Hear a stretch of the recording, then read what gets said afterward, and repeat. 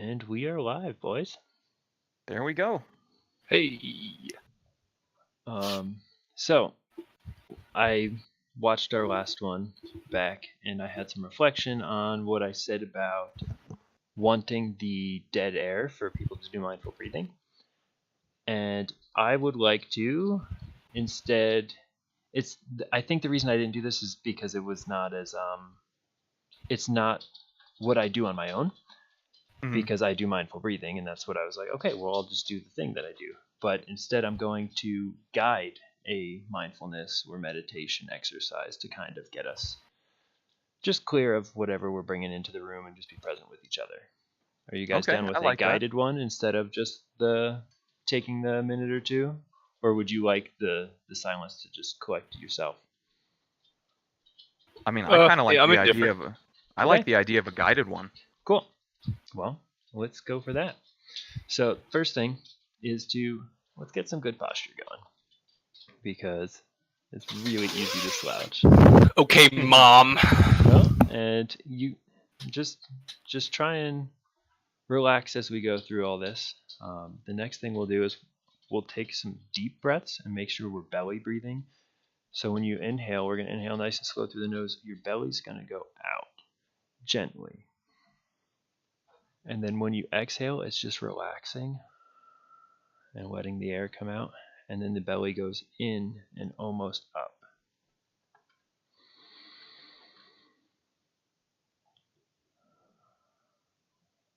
And if you place your hand on your stomach while doing this, can't get the chair back far enough for you to see. Your hand should go out on the in-breath and sink back in on the exhale. And now for the next bit, we're just going to let our breath relax. And we're belly breathing and just letting that cycle. And as you inhale, you feel your body fill with some warmth. And exhale, feel your muscles in your neck totally relax. And the next inhale, feel this warmth come in your shoulders and your back. Relax. And inhale. And on the exhale, any other tension you feel in your body just releases. You start to feel a little heavier and grounded into your chair. And we're just going to take a few breaths right here and just be aware of our breathing.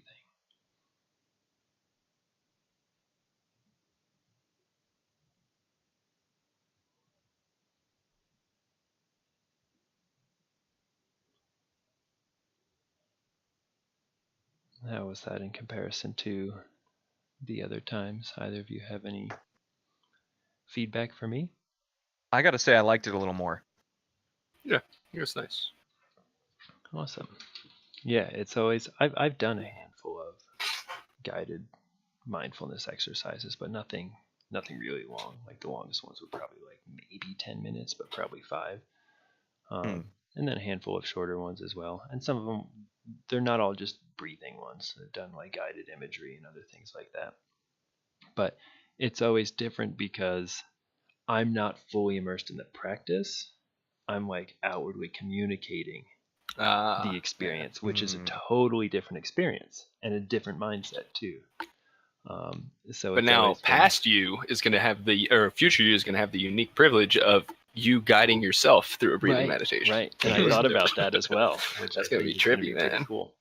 Yeah, maybe I'll just make a bunch of those for like going to sleep or something, or different things. Some going to sleep, some to focus before work or sporting events, or there you go. I don't know. Yeah. So Reed, have you listened back to our last audio? Not the last one all the way. Okay. No. Okay. And Eli, you said you were just like skimming through it. Yeah, I skimmed through it. It was like 3 hours long. Yeah. Go us. We're smart. Right. We got a lot to say, but I did not really put aside 3 hours to watch it all, although I watched probably a half hour, 40 minutes of it skimming around. Awesome. Yeah. Got the main points.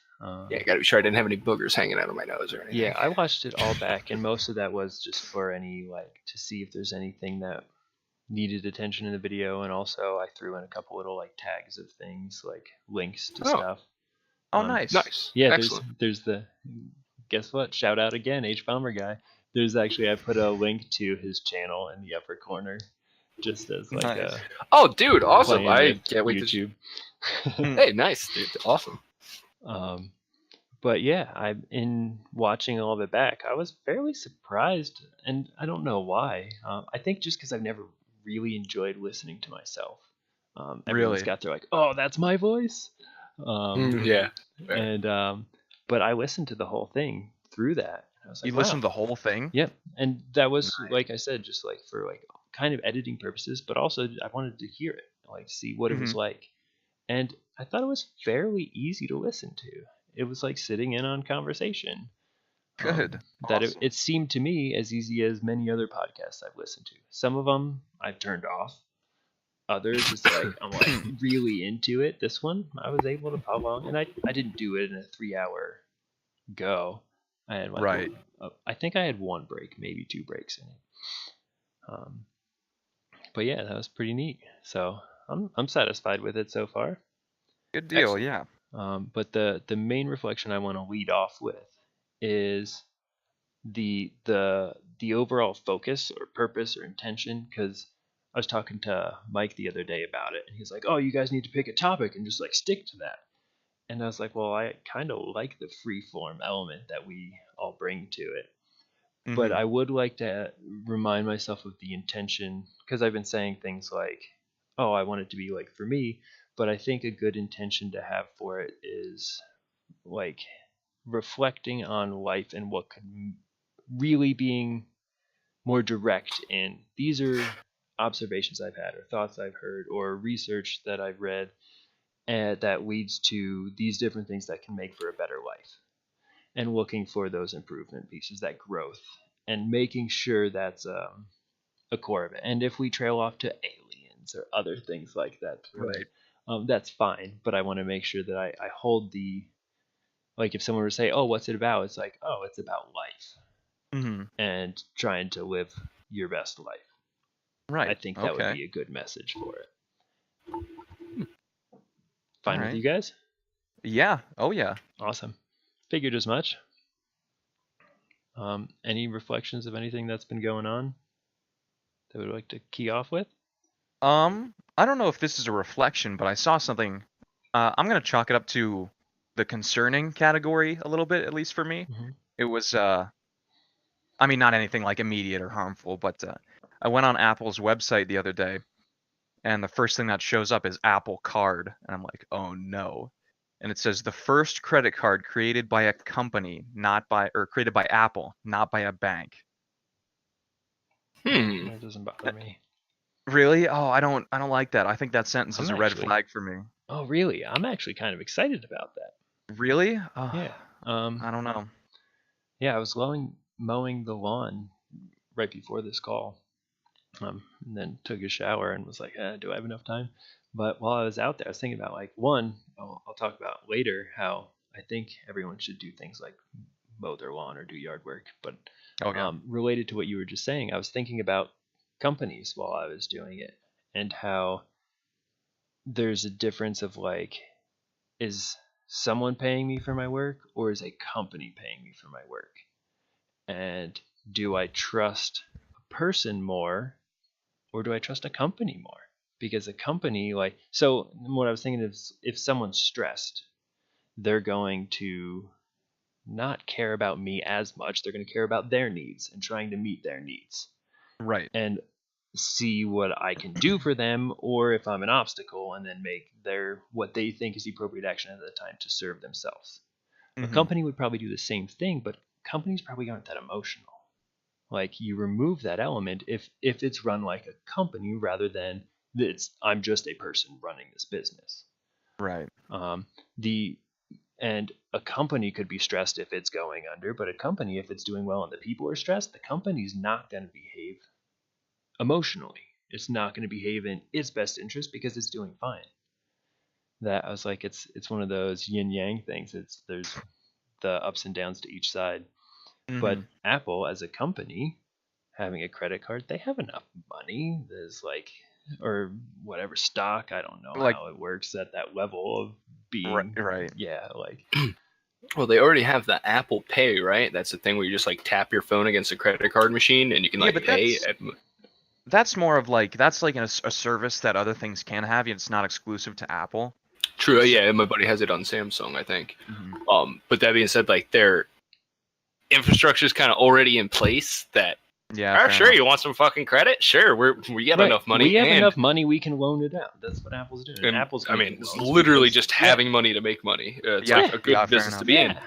And you guys heard that Apple got banned in China because the U.S. banned Huawei, which is like China's Oh, Apple. Oh, yeah. did that happen? That's huge news. Yeah, that happened I think a couple of weeks ago, and that's like a pretty big deal. Now Yeah. Huawei, there was a lot of problems with privacy, and I don't really know the whole story, but that kind of informs what Reed saw. Like, oh yeah, we're getting in the credit card business because now the biggest emerging economy on the planet has banned our products. So that's just I kind of mean, interesting. hopefully the big banks don't come screaming down on me for saying this, but like I would rather have a company be making money off of my money than a bank whose only job was to keep your money safe, but there's no money in the safes. It's all in computers now. Mm. Like you don't need a bank anymore because they're like, yeah, sure, you use cash for some things, but not really that much anymore. It's all computerized that Right. like I'm not worried about someone breaking into a bank and stealing my money. Like banks were just there to track money. Well, now we just have technology track it, and the banks become obsolete because companies can loan it out because they have enough credit or whatever. And at least now there's something backing it.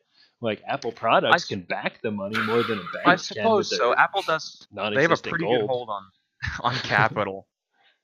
Yeah, Yeah, it's but, it's a resource that's actually of value instead of like numbers in a computer.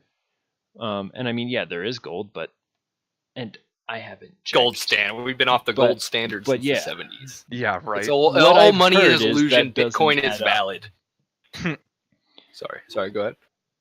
No, I'm just saying, That- like from what that I've gold's- heard, there's not as much gold as there like value of gold as there is money in the banks yeah. anymore. And I mean, Uh, here's another funny part of it. There's a lot of gold in circuit boards and things like that. That Apple's got a lot of gold. I heard a statistic. I believe it was from a decent enough source, but it said that only of all the wealth, all the money that exists in this country, only 3% of that is in cash. So if you added took every dollar bill that exists is that- of an American currency, where that's been printed, that they assume is in circulation, that is Mhm. 3% of all the money that actually exists. of the money, like dollar monetary things, or is it like the monetary value of things, No, of like So, like, recorded wealth. buildings and things like that? Wouldn't be. No, I incorporated? think it's Okay. like bank account wealth, not like Okay. if you liquidated, Yeah, you would yeah. have this much money. circulating. I think it's like monetary I don't know. value or possession, I guess. And that's just a And funny that's- way to think yeah, of and that. All that's- the money you've ever Exactly. seen. So what's 3% what's the bank of it. It's all on protecting paper. anymore? The bank is protecting the idea or the value we accredit to people and say they have. It doesn't have a material backing. I think, correct me if I'm wrong, but the national debt far outweighs the amount of money in circulation, correct? I can't absolutely confirm that, but that is my understanding as well. I kind of want to look it up right now. Yeah. Yeah, I mean, national debt's kind of a weird thing. I won't even pretend to understand it, honestly. Yeah, I try and get out of that because to me I'm like, okay, so I understand the purposes of having like global relationships. Dog, you have to stop screaming at me when I stop petting you. It's the type of thing though where what are we taking people's word for it? Like, oh, it's debt is kind of like an IOU, and that's a big number, huh, Reed? It's an IOU my. with like someone's word to back it. It's like, oh yeah, we'll pay you. Like, don't worry about it, we'll pay you. But it's like when you get to the number that we're at, it's like you're never gonna pay that. You might as well just erase it and start over. And after what amount of time does it depreciate? Instead of gains interest, like that seems like it's never gonna work out. People aren't gonna follow through with that. Tell us the There's number, Reed. okay, so first, so the amount of U.S. currency in circulation is approximately 1.70 trillion, and that includes federal Federal Reserve notes, You've got U.S. a lot of notes, noises, Eli. Yeah, sorry about currency that. no longer issued, and coins outstanding. And so, So that was 1.7 trillion. yeah, 1.70 trillion. Okay. And the U.S. national debt is, so what is that? That is 22 trillion. Okay. So Yeah. 0.5 trillion. 500 billion. 500,000 million dollars. Yeah, we are like, what is that? That's 500,000 millions between how much we owe, more than we have total. Oh, the gap, it's a $20 trillion gap. What? Yeah. In circulation, there's 1.70 trillion. Right. The U.S. national debt is 20 trillion. Oh, I thought it was 2. No, 22.3. 22? Oh, I thought it was just 2. Nope. 22.346, and then the rest of the Oh, numbers are no. moving fast. That's- Oh, no. Yeah. But what is the national debt? Is that like money we owe other countries? If I money- recall correctly, It's like, money we owe other complicated. countries, mostly China, and instead of trying to pay off the debt, we just pay the interest every year. Classic. so- It's just like the regular average American we're household. you're the American that the banks love because you're just giving them money. And so what does it say? China was the bank all along. There's this whole website. It's usdebtclock.org, and it's in real time. And you can go by state or by world, or U.S. And it says like, That's real time, per but my bank citizen- account isn't. Dude, what is this? Real quick, I just want to point out, I realized I did my math wrong. So the claims I made when I said it was 500,000, 500,000 millions, that was inaccurate. And I need to point that out. I hate when Total people do debt math per wrong, and I did my family? math wrong. There's the credit card debt. Oh, the total credit card debt held so- by Americans. Hit So me with there's that. total personal debt, mortgage debt, student loan, credit card, and personal debt. Credit card debt is just over $1 trillion. And then the Divided total by how is many people? Yeah, the total personal debt is 20 trillion. Oh, personal debts is like the national debt. That's great. Yeah. Oh yeah. Well, what are those totally separate things? How do you Yeah. Well, that's feel like personal they've debt that gotta be Americans related owe in other some way. hypothetically Americans, and then Yeah, national or- debt. Or companies like interest or debt on your credit card or something like that. Sorry, I'm just Yeah, closing my door everybody's right got- now. Everybody's got a car payment. Everybody's got a mortgage payment. So I would assume that includes that. But Yeah. that's that individual American's debt has nothing to do with the national debt. That's like what our federal government owes. Right, but you other, think it would be like, tied entities. in the fact that like that debt is coming from somewhere, so who's giving that money out? That like who had $20 trillion to loan out to Americans? And Yeah, okay, I see what when you're saying. Literally the everywhere. US was in $22 trillion worth of debt. That maybe Oh, there's that's just I like, think these are separate things. That's personal debt, and then we have national debt. right. And I was also saying they're separate, but I feel like they've got to be related. And I don't Oh, know God. economics well enough to really The follow U.S. total that. Financial debt economics. is $74 trillion. Okay. So clearly I Whatever, was that's off, not and even a real that's- number. Right. That number Uh, doesn't make sense. It gets even worse. Do you guys know what unfunded liabilities are? No. I think so, but I'd like to hear you explain it. I don't know what it is. It will. If I hover over it, total U.S. unfunded liability includes Social Security and federal debt held by the public, plus federal employee and veteran benefits, Mm-hmm. and that is Yes, like bonds and stuff too. I yeah, think. 124 trillion. Oh, it just keeps getting worse the more I look at it. I mean, Just like I think society. like reached a tipping point a long time ago that it's like I couldn't even call it worse. It's in the same boat of like too extreme to be real. Yeah, no, this is the Yeah, There's too many people doing silly things.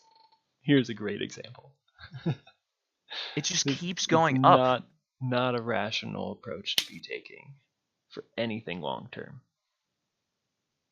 Well, one of my favorite quotes, it's actually by System of a Down, if you remember System of a Down. Really? from way Okay, back. I'm excited for this one. Yep. Oh no, I went into like a System of a Down like binge like about a year ago, like Really? to I did appreciate the them as an same adult. With the Offspring. Ah, About a Offspring, year ago. Nice.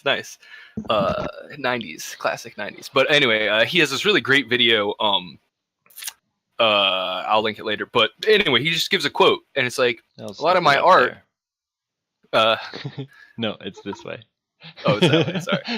Sorry. And then the quote is simply, a lot of my art, paraphrasing, is dealing with the fact that society as it exists is not sustainable. And what does that mean? Because it's true. Like Yeah. every corporation demands dramatic growth every quarter. Every Old Town Road has got to have a strip mall on it so we can get more money and develop more, bring more business to town. And Right. sure, that's been great from the 50s to the 80s, and we've had great economic boon since then, but it is so far from sustainable, and it's just ingrained into how we do business and it's just impossible to get people to roll that back, that mentality back, because it's not sustainable. Whether it's plastic packaging or national debt, the way we do things is short-sighted and foolish.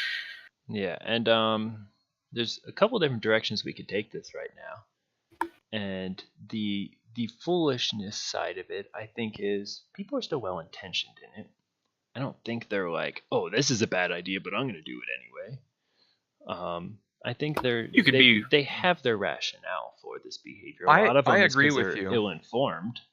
I was gonna say, I Um, think it's ignorance on the part of like, oh, this is not, you know, I think a lot of it's assumptions of like, oh, well, the people who are designing all this, they know. Yeah.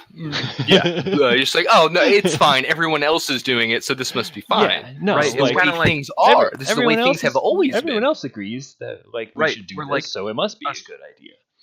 We're not in a assuaging our cult. own fears. And then when you Because- question it, you go, nah, because everyone else is still doing it.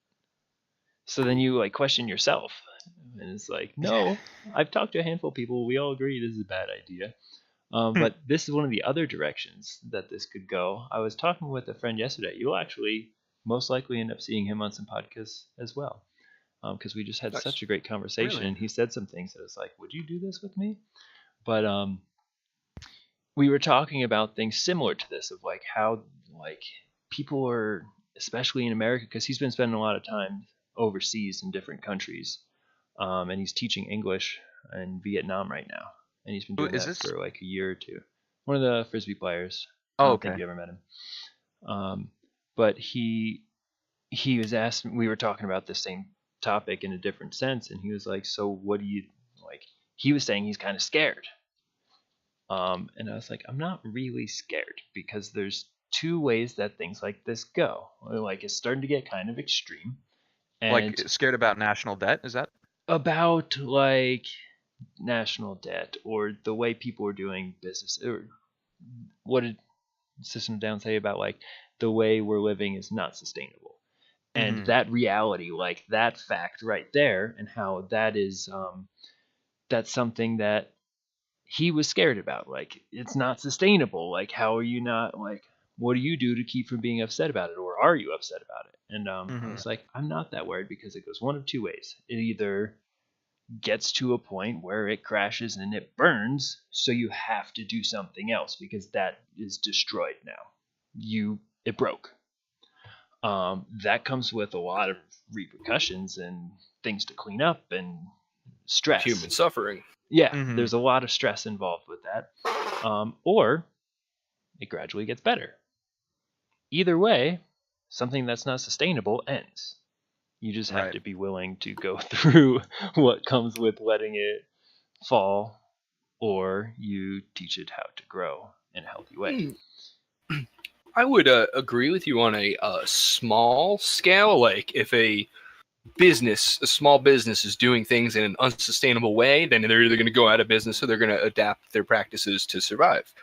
But if we were to take a step back and look at like sustainability on like a actual like planet-wide scale, and it's a matter of, oh well, we're not going to see the repercussions of this till, you know, we're not going to be losing houses on the coastline for 20 years, you know, so you don't get that like all of a sudden it's unsustainable, so now we need to roll it back.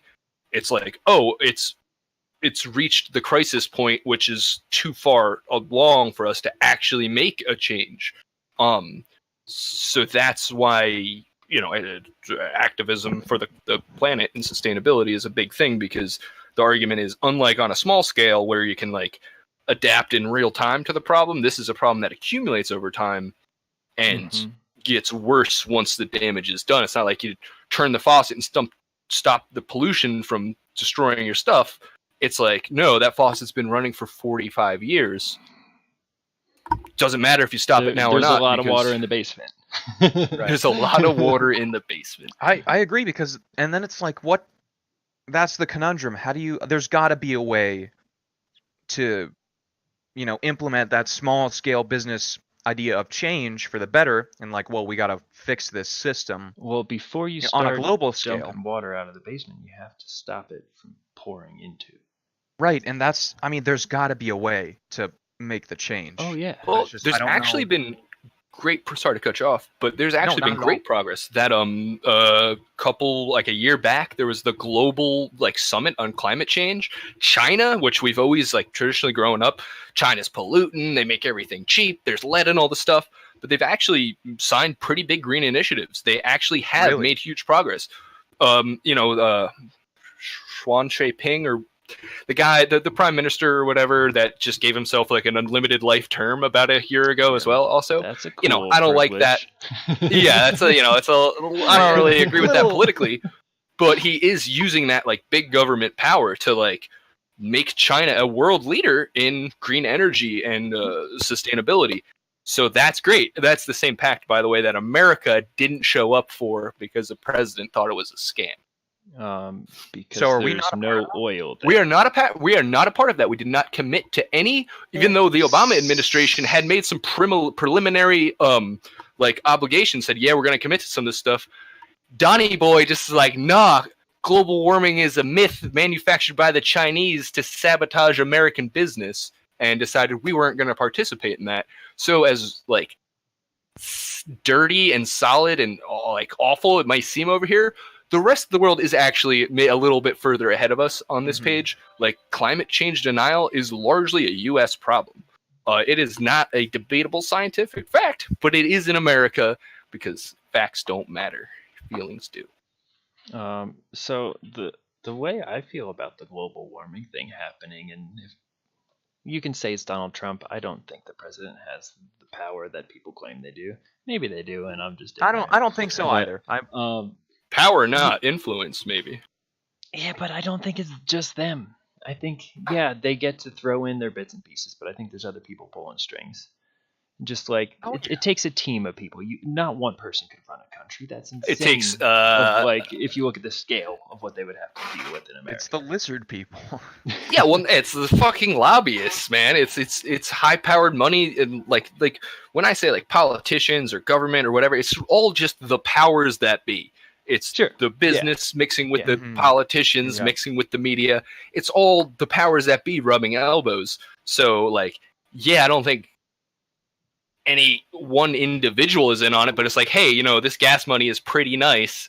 Why don't we just say, I don't know, the science is kind of inconclusive about climate change, and just totally change the target at every... I mean, H-Bomber Guy, since our last podcast, not to keep bringing him up, but he made a 41-minute video on climate change and climate change deniers, and it's been a moving target for like the last 20 years. It's like, climate change doesn't exist. Okay, it exists, but it doesn't impact humans. Okay, it exists. It might impact humans, but it's not caused by humans. Okay, and it's just, they're constantly changing the mark, because that's how you still get to keep cranking out that oil money for another year by but again, framing the debate. Go back to where, like, the stance I've taken on this, at least currently, of like the global warming thing, is if people are like, I don't need to try and convince anyone like, hey, global warming's real, look at the data. Like, I'll look at the data. I like data. I like numbers. I understand not a lot of people do. And even if they looked at it, it wouldn't make sense to them. They need someone else to explain it.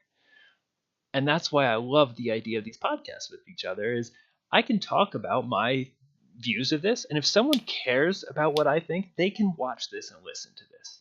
If they don't care, I'm not going to be going around telling people how I feel about global warming and that I've looked at the numbers and the statistics and I've talked to people who've researched this extensively and they've been like, yeah, if you deny it, you just don't know about it. And it's like, yeah, I agree based on what I've learned.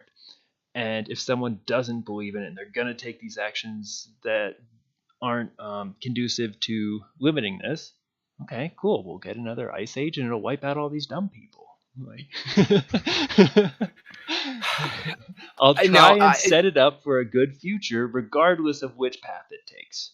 If my great grandchildren or like whatever is left of humanity after I'm well and gone for generations, I'll try and leave seeds that can grow in either path that are beneficial to their life. And I don't need to go convince other people to listen to me. Because you can't change people's mind who don't want to listen.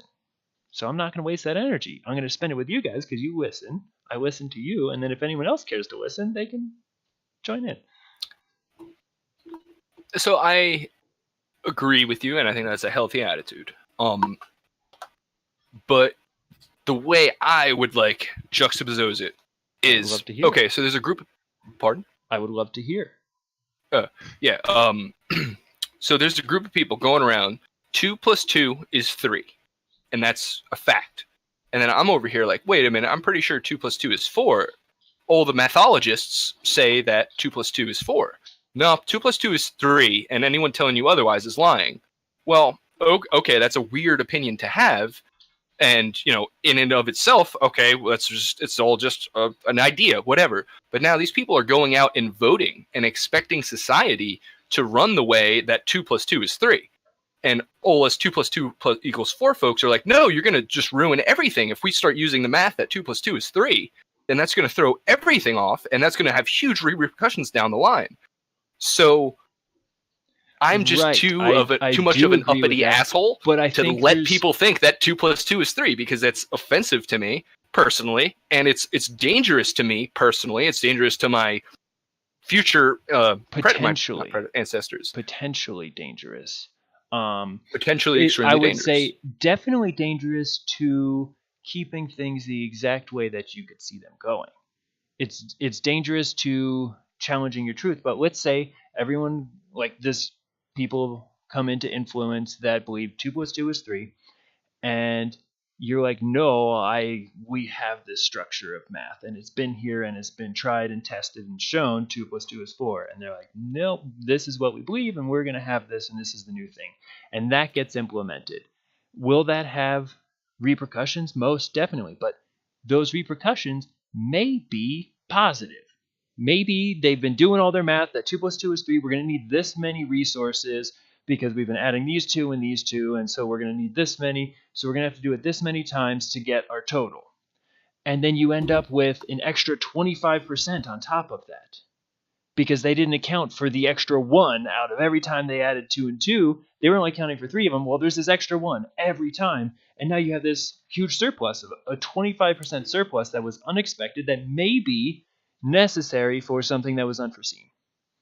Let me throw in something. Is this just to clarify, is this how you're going to frame your idea? So like, you have this 2 + 2 = 3, like that group of people wins and they start to implement these changes. Are you saying that you would be on board with that? No. If in the long term it causes, there's great positive and beneficial gains, but to get there, it may cause, undue, there's hardship, or maybe it's just resource expenditure. I will still stand behind what I know to be true. Okay. And my beliefs based on all the information I've gathered. I will still stand to that. I will still speak that truth. I won't say, well, I believe 2 + 2 is 3 now because everyone else does. No, I'll still believe that 2 + 2 is 4 and have my reasons for that until I have an amount of evidence that shows me the other is true. But if everyone agrees, other than the three of us, the rest of the people in America or the world agree 2 + 2 is 3, I will accept and believe the fact that they believe that and then act accordingly. Everyone else assumes 2 + 2 is 3, so I'm going to have to act this way to navigate and negotiate with them.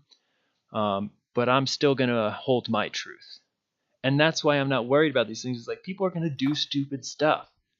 Like they're going to go out. Yeah, and but isn't it your right when that false stupid stuff beliefs. affects you to be upset about it? Sure, but I don't want to be upset. You can be upset about it. I'm just going to see it as a thing. I will be upset when 50 years from I now will. my house is flooded out because the coastlines have receded 100 miles or whatever. Like Right. that's to the mountains. why I get so upset. Again, like this I is what I literally mean. have like the Act emotional accordingly, reaction though. of a vegan. You can't change what other people are doing, but you can move away from the coastline because you see that these people aren't taking the necessary action to prevent that. True, Well, but I see myself as a benevolent god, and I'm not worried about my own like Well, then why are you financial upset? security because I'm worried about everybody else. I'm Well, worried here's about this. the like It's not your thousands, place. millions of victims. Well, say if there's Pardon? a system, like we take that route, we make the changes, and then houses start to get destroyed along the coast. If the system that's in place provides compensation or reparations, whether that's a new house, relocating you for all of your... We're in too much debt to do that. Okay, I mean, No, money is made up. You can do whatever you want. Okay. Sorry all right. to Just start a new interrupt. I would like cryptocurrency, you to whatever. continue this train of thought.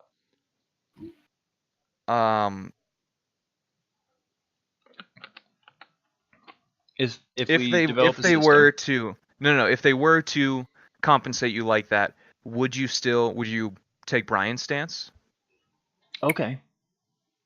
That would require an amount of faith in like the powers that be, the government that Mhm. I don't really have.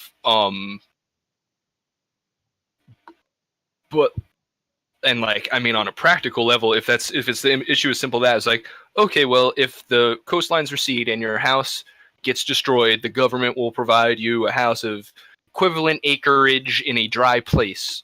I mean, I think sure that's a good stopgap measure, but no, the problem is that the coastlines are receding because of human-made carbon emissions, and I'd rather not treat the symptoms. I'd rather actually treat the problem, which is a unsustainable, global lifestyle, and that's my deal. Okay, I see where you're coming from. And here's an analogy I will give you. I'll say the world, but I'll speak from my experiences and perceptions, at least through the lens coming from a white male in America. But Excuse me for 1 second. I'm going to take my contacts out, but I can still... Okay. Still hear you. It seems like the world is like someone who is really out of shape. Someone who's got a lot of fat, not a lot of like good muscle, not in cardio shape, like they're eating shitty fast food or whatever, that it's like, whoa, this is a problem. Mhm. But it's a problem because you can't just go, let's go exercise, go on like a 3-mile run, like go to the gym, like work out real hard, and then like get back in the swing of thing in a few weeks. No, it's going to take drastic changes that are going to be hard and take a lot of time. You're not going to see a lot of big results in the beginning. It's going to hurt in the beginning. It's not going to feel good because it's gotten so far already. We've already reached a point where we've passed that tipping point of like, oh, I'm a little out of shape. Like, let me get back in the swing of things. It's like, no, I'm at a level where like my system might fail. Like, I'm You could super die any unhealthy. minute. Yeah, this is in a bad place. Well, so you And- think if someone in that position, sorry to interject, but someone in that position, even if they were to start taking the steps to make that change for the positive, you don't think they could, it would work? Oh, I do think it's very possible to work. But just like I think it's possible for anyone to get healthy, you have to want to, though. And you have to be willing to go through that struggle. And that struggle might be really great because you've neglected things for so long and Right. you've been running in an unsustainable way. And you've reached a point where people think it's this point of no return. Well, it kind of is, because you have to change now. You're either going to destroy yourself and then change, or you're going to change to a healthy thing. That's what I think a point of no return is. I don't think it means there's a wall and you can only go back one direction. No, you can just terminate. That was my thing in asking you, what if 2 plus 2 equals 3 led to that outcome, but it was gonna take, That's unfortunate. suffering. You think it would Oh, I definitely think it would take suffering. you would take that path if initially What's you the didn't agree alternative? with it What's the alternative? too? Taking the path. I don't know if my Hold on, give me 1 sec to collect my thoughts real quick. If if I can present this in a more organized way. You guys can keep going for a sec.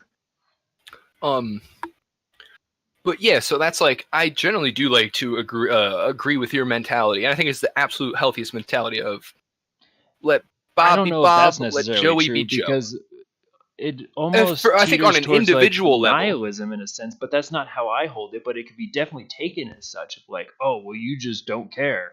It's like, well, no, I care a lot, actually. I care so much that I'm not going to fight anymore. I'm going to try and guide things in a positive direction. I find resistance is a waste of my energy. And yeah, if I find that I can't redirect everyone because I'm not strong enough on my own, well, that's okay. and you start a podcast. I did my best. Start a podcast. Yeah, and maybe this is part of me guiding things in a positive direction. Hopefully. But if people don't care what I think and my redirection isn't effective, that just means I need to better myself. It doesn't mean I need to be upset with anyone else. They're doing their thing based on what they're doing. I totally agree with the mentality of, like, yelling at somebody that their opinion is wrong is absolutely 99% of the time never going to work. Like, you're fucking wrong, dude. Climate change is real. Why are you so stupid? That's Right. never going to work. That is going to make people double automatically down. defensive. Yep. It's not a good faith conversation, and that's what this whole discussion of anything remotely political nowadays. The problem is, it's never And a that's good faith resistance. argument. It's That's what I'm both saying. sides It's going in ready to like loss of kill each other. energy. Yeah, a total waste of energy. But doing it kind of like this, kind of amicably, a good faith, like, okay, well, if we were actually discussing like minutia, like actual science and stuff, we could actually have that conversation in good faith. And that's why I love to link you guys to YouTube videos, because it's like kind of a good faith argument. It's like, this is what I'm not getting about the climate change deniers. Here's all the things you say. Here's all the things I know. Could someone please correct me? And inevitably, that video of correcting him, it never comes out, because it's not the way things are. So yeah, I agree your mentality of let Bob be Bob, let Billy be Bill. Everyone believes what they want, and it doesn't affect me. It doesn't matter. But it does when it comes to politics, yeah, exactly. When it comes to climate change, that's going to affect me. When it comes to politics, when it comes to fucking anti-vaxxers, like having their measly kid run out and give me the measles or whatever, like that does affect me. And it's not, in my opinion, it's an expenditure of energy, but it's not a waste of energy. In fact, that might be the only good use of my energy on this earth that isn't like self-interested, would be to try my very best through its, probably not through yelling, but through just being a cool guy who can articulate my ideas and be polite. And like, I think I'm going wide with it, but yeah, that's my mentality. That's why I get like aggravated. Aggravated is maybe the wrong word, but why I really am eager to engage with like people that are bigots but don't think they're bigots. People who think they're right about this, but they're clearly wrong about this. That's why I do like to engage, to challenge people. In a good faith way, and with giving good them intention. a platform to bigots.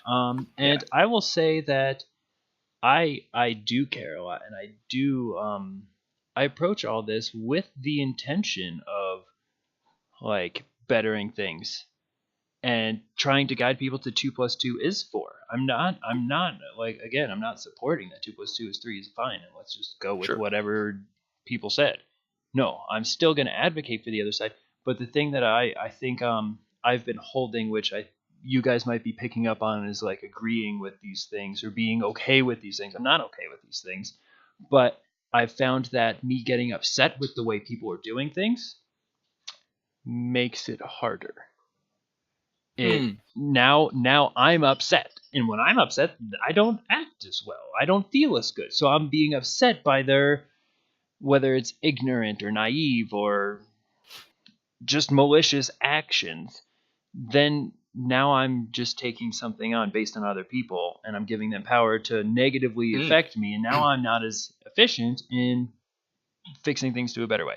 And it's like not to compare myself to Martin Luther King, but it's the sense of like the sit-ins versus the rallies of attack, and like, no, we need to fix this, and you need to stop oppressing us. It's like, no, we're just gonna like, I'm not gonna fight you. I'm not trying to fight.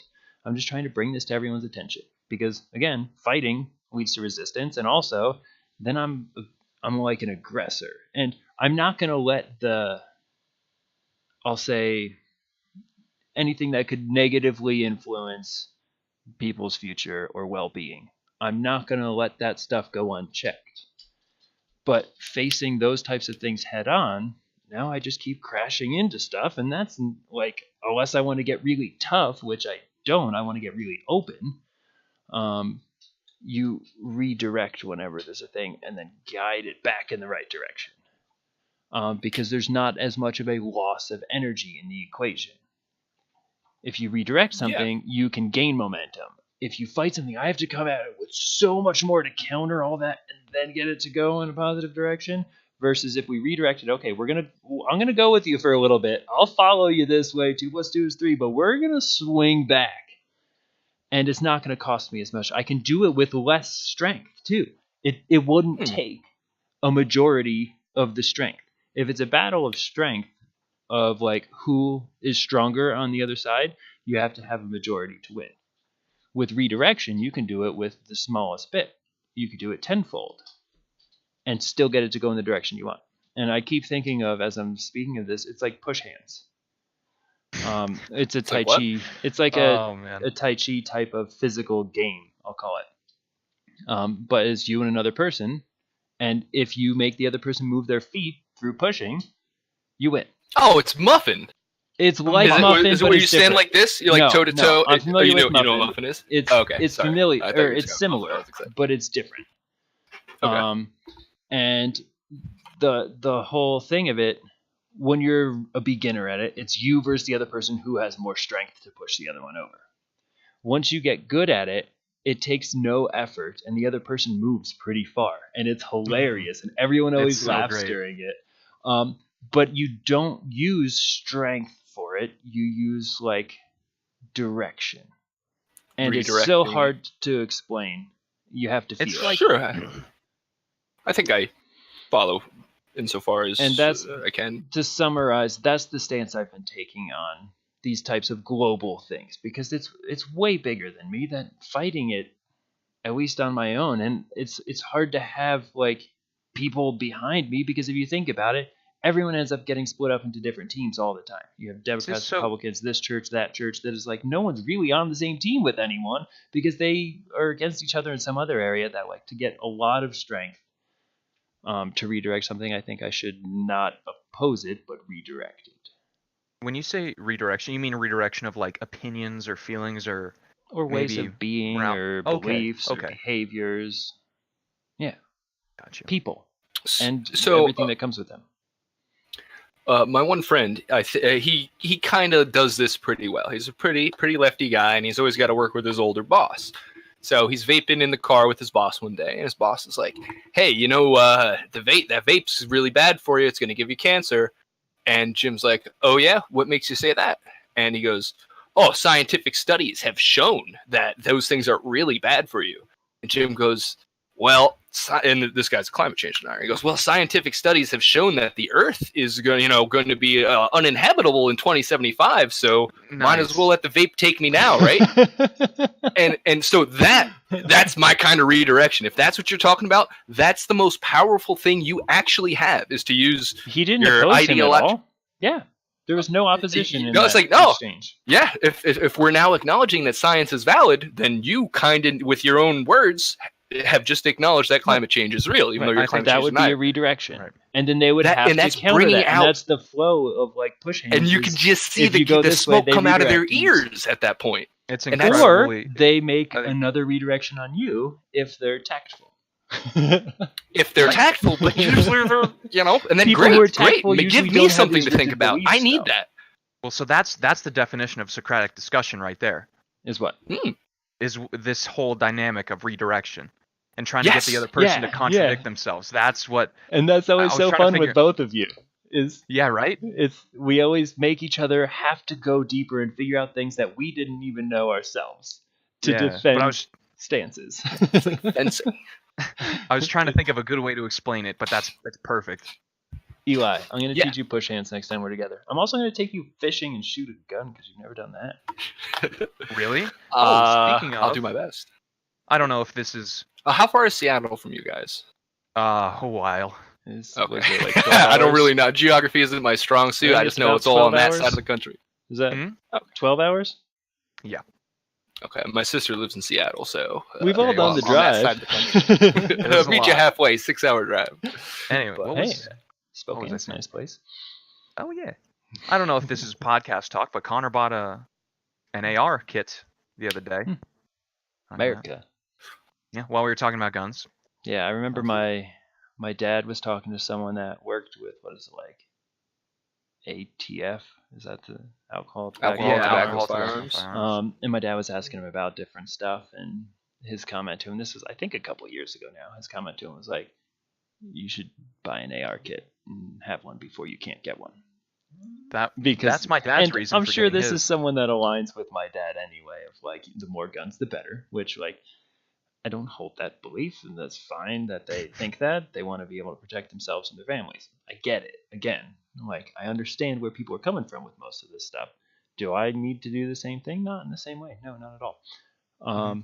But like a lot of people like have these ARs, and I think that's actually kind of a good thing in my mind, in the sense of like you had the armed like citizens back in like World War I times, when it was like you want to make sure everyone can be able to defend themselves from like a bigger power coming in, and that the people together can pull together to protect each other. I still believe in that idea. Do I think guns are the way to do it? No, because again, we've talked about like there's nukes now. If people want people dead, they can do that from the other side of the world looking at a computer. Like, so we've kind of gone past that. If they're going to enslave people, then sure, but there's militaries that are going to be more well equipped no matter what. That I don't think arming the citizens is ever going to outweigh whatever types of powers would be coming in. Yeah, And you I can just bring your think it's just gonna lead AR-15 to a people getting drone shot fight. around. Maybe not in terms of physical prowess, but the emotional impact is incredible. Like you get a guy, dressed in flannel jeans, hat, boots. That's nondescript. I'm not tagging that to any location or peoples. But you get someone with that, open carrying a gun in a holster. Have them walk into an establishment in downtown LA or somewhere here or like Texas. You're going to get the levels of respect and trust are either going to go like this or like this immediately, Yeah. regardless of whatever views they hold. And I think when you get, like, that's the most powerful form of connection, is you get people without even talking to them, without like exchanging words. You're like, this guy gets me. You get another guy with a holstered gun and he's like, I don't know that I necessarily get that person when I see their gun. I think well, I mean, for tell you someone that who they holds could the kill same me. beliefs. it's like if I'm wearing a Megadeth T-shirt Oh, and I okay. see another guy. Oh, you like Megadeth too? We instantly So- have that like we're in a club so- together. Yep, I think for similar ideologies. it may have Yeah. been more appropriate for you to say, and that's when I say this guy gets me, instead of that's when you say this guy gets me. Maybe I was talking about Because two you- separate you- entities. I think that you align more with the open carry or concealed carry than I do, and I definitely know more than Eli does based on Oh, our not- conversations. I'm not saying this as my own feelings. I'm saying this as two people who are like super pro gun. So let's say seeing each someone's other. right, but what if they're not pro gun because you're in LA somewhere and it's very left wing and you walk in there like that? I don't think they're Right. gonna go, this guy gets me. Oh, not at all. That's what I said. Like somewhere in Okay. Texas and then downtown LA, you're gonna get these different. Whereas you get someone like of the LA stereotype walking into a store, they're gonna feel that communal sense of I belong. Right, but you could also let's use Texas because it's really easy to put it at the butt of stereotypes. Right. It And is. so I'm a Texan, and this other Texan walks in. He's got his open carry and his cowboy boots and all that. hmm And I look at him, but he's wearing a shirt that's got something that I disagree with. But we both agree that you should carry your pistol with you at all times because you're a man and you're going to protect yourself and your family. But I disagree with that shirt he says, so they don't get each other. And I think it's just one of those elements among the many that we use to assess instantaneously, subconsciously, if we connect with people. I think that's brilliant. And I've actually been thinking about that sort of thing a lot, like, because, you know, we're very polarized in culture. You're like all right or you're all left, but there is like a lot of nuance in there, and you see it pretty clearly on the left, especially now. It's Pride Month, and, you know, you have well-intentioned people saying, I support, you know, pansexual rights, but then they maybe like use one of those pronouns wrong or something, and then other people are like, hey, that's not right, you're not doing that right, that's inappropriate, even though we're all like emotionally trying to be correct here. Like, you maybe have a lack of knowledge in one way, but it goes back to someone's always going to be offended. Yes, and it's just interesting to see it, like, that's how someone's offended by you. And it's my duty then, everyone listening to this, to understand that. But then you see it on the opposite end of the spectrum, and it's so, like, the example I saw that was like pretty powerful. It's like, okay, white nationalism. Only really white people should, you know, like, this society should only be for white people. Well, you know, a couple generations ago, Irish people weren't considered white. Italian people weren't considered white. And as the movement or whatever conglomerates over time, slowly it starts cutting the people out, the people that felt safe in that group. Fill out demographic forms, it's non-Hispanic. Oh, yeah. Like, well, I'm white, but I'm not one of those whites that speak Spanish. I think the way... What? Eli, when you were saying, like, that's when you kind of get that split, right, of people into their own groups. So back on...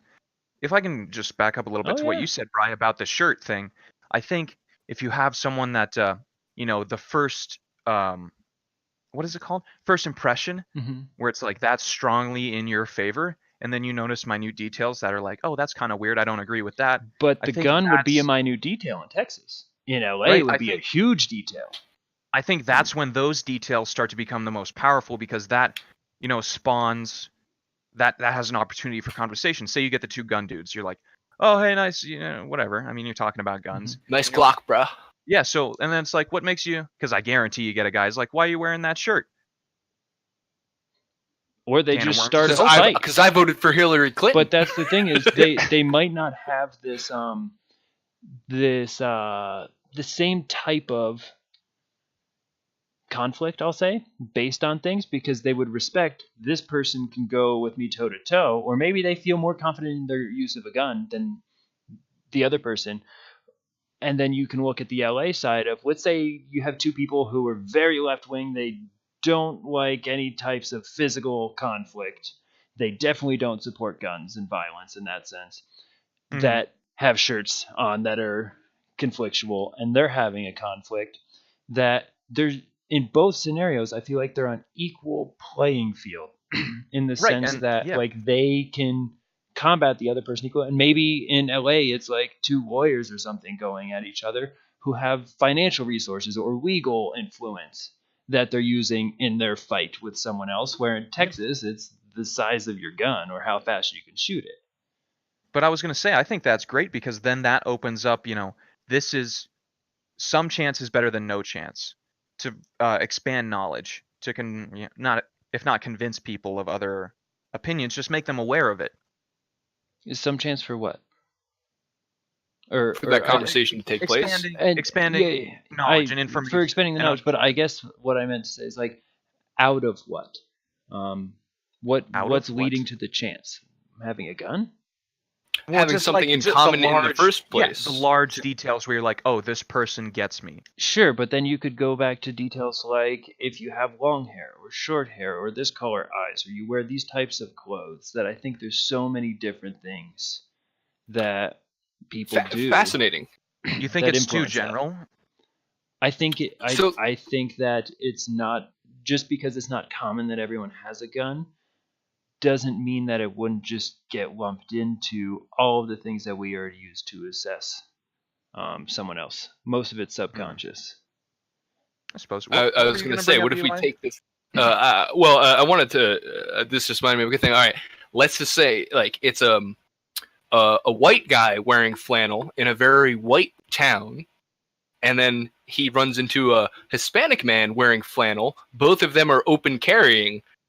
And I just wonder, this is a hypothetical situation here anyway, but nobody in this country cared about gun controls until the Black Panthers. When black people started using their right to open carry, then suddenly gun control was a big, whoa, we need a little bit more gun control. Really? And that's interesting. No, it really is. It really is.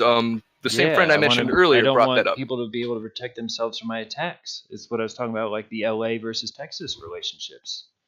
And I just think that's like an interesting part of the conversation about gun control. But what I was wanted to reflect on a little bit more, as per the earlier comment about how ideologies start to fracture, and like, no, you're not really a part of this ideology. You're just you just happen to be standing near me. Right. And it goes to now. I'm pretty like against most religions, so I'm gonna make an example about a guy who left the Muslim faith, describing the Muslim faith, and I have no problems with Muslim faith in particular, no more than Christians, no more than Jews. So I don't want to make it seem like I'm picking on Muslims. You're equally but the way biased. he described, I'm equally biased. But the way he described it, and he's like,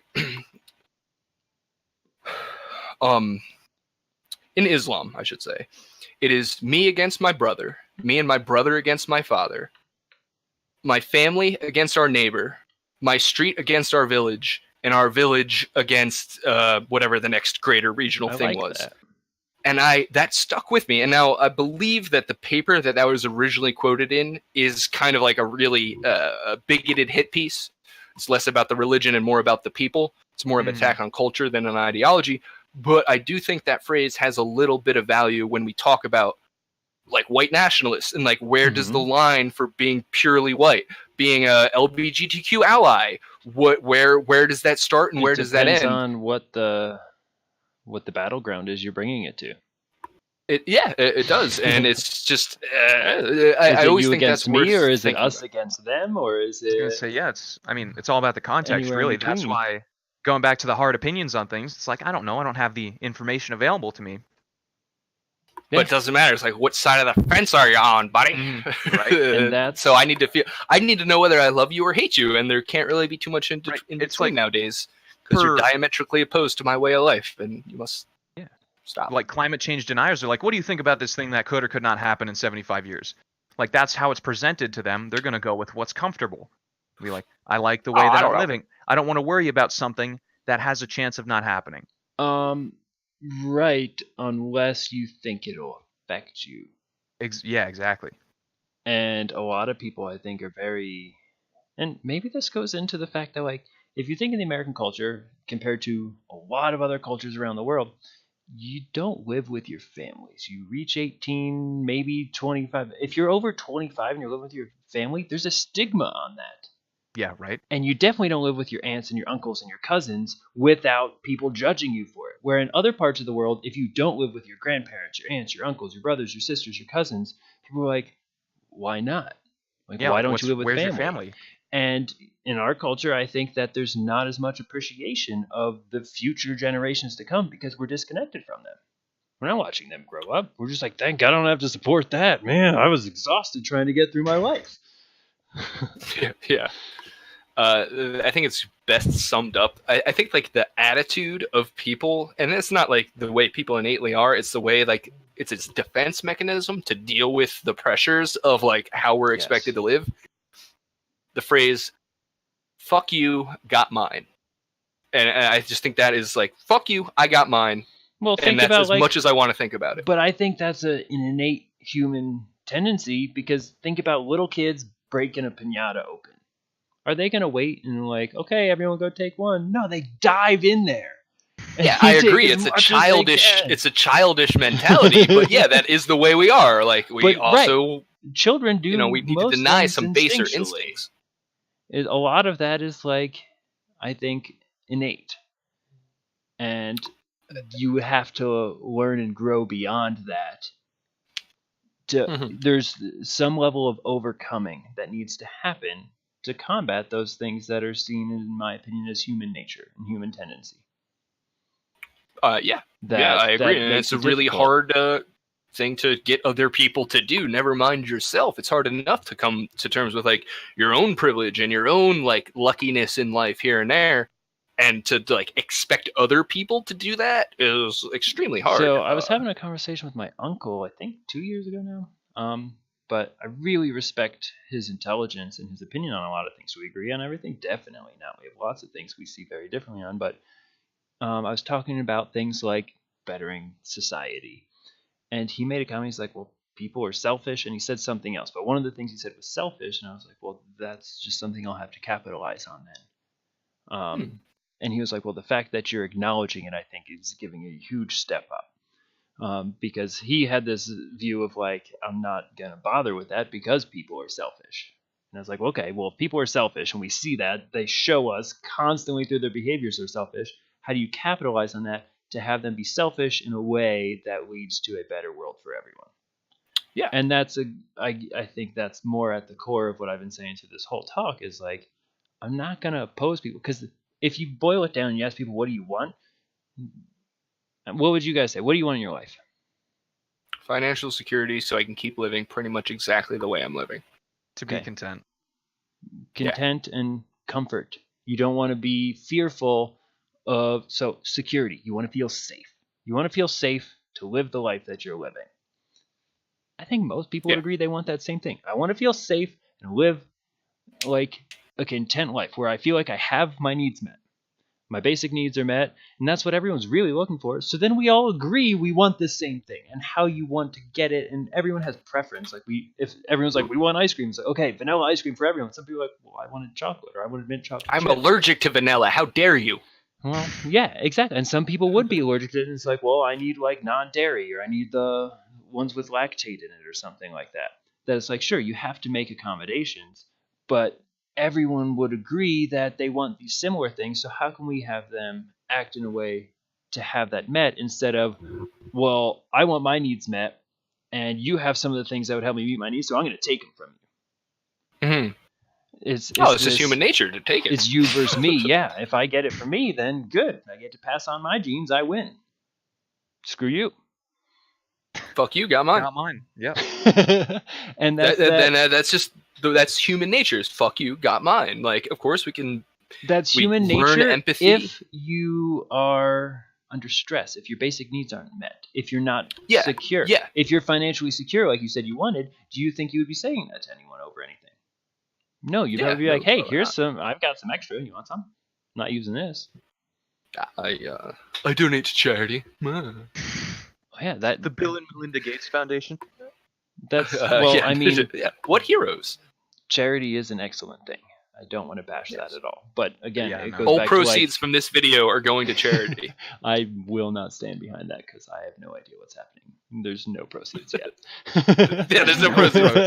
Yeah, that's why you just say it to get the goodwill, man. Come on. I don't say things that I can't stand behind.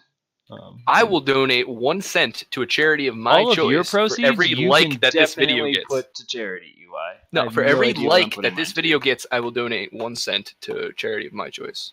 Nice, I like that. But I think going back to saying like, oh, I donate to charities is like saying I'm vegan. We had. It's virtue signaling. I said that, and that's like a joke. I'm financially secure, so I'm gonna throw money. Or are you trying to avoid like huge tax breaks and stuff like that? Looking for tax breaks. We don't talk about that. We don't talk about the tax breaks. But at the same time, there's people that donate huge amounts of money that I can't even comprehend to charities that would not exist without these donations. So it's a wonderful thing. But if you're going around telling everyone you do it, then it's not about the wonderful thing. It's about you wanting people to think you're cool. No, I donated $100. I want some goodwill. Thank you very much. I want to be acknowledged and validated. I think but you could think validating that is a fine thing to do as well. You can tie that back to the participation trophy thing. Like at one point, does it become less about the act and more about how much you give? Yeah. Like signaling. Real quick, I'm going to jump on. I did reflect on. I noticed through that conversation, I started out with that fairly resistant to an alternative idea that you were both proposing, and I was pretty strong in my stance of no, this is what I believe in. And I listening back, I was like, wow, I'm being kind of rigid. And then I liked at the end of the video, that was one of my reflections. It was like I noticed that I was kind of like standing hard behind some things, and it's like, okay, so I did address it, but I thought it again after listening to it, and I want to say thank you guys for challenging me and making me look at things a little wider than I was viewing at the time. Yeah. Oh yeah. That was fun. I had never Thank you really guys as thought well. about it. You know, it's fun to think about stuff. Yeah, It's fun to think about stuff. I think it'd be fun to not think about stuff for a second. That is nice too. That's not to Yeah. be underrated. Actually, not thinking about stuff also pretty good. Yeah, I don't know. I probably do that, but I don't know if I do that. Not think about stuff. Yeah. I don't think I ever do that, or not recently. I wouldn't say never. Actually, now that And if you don't mind sharing, how much of that do you think is like curiosity, innate just tendency, and how much might be anxiety or like trying to get things done or be productive? like what goes on in my mind, Yeah, percentage wise of the different things.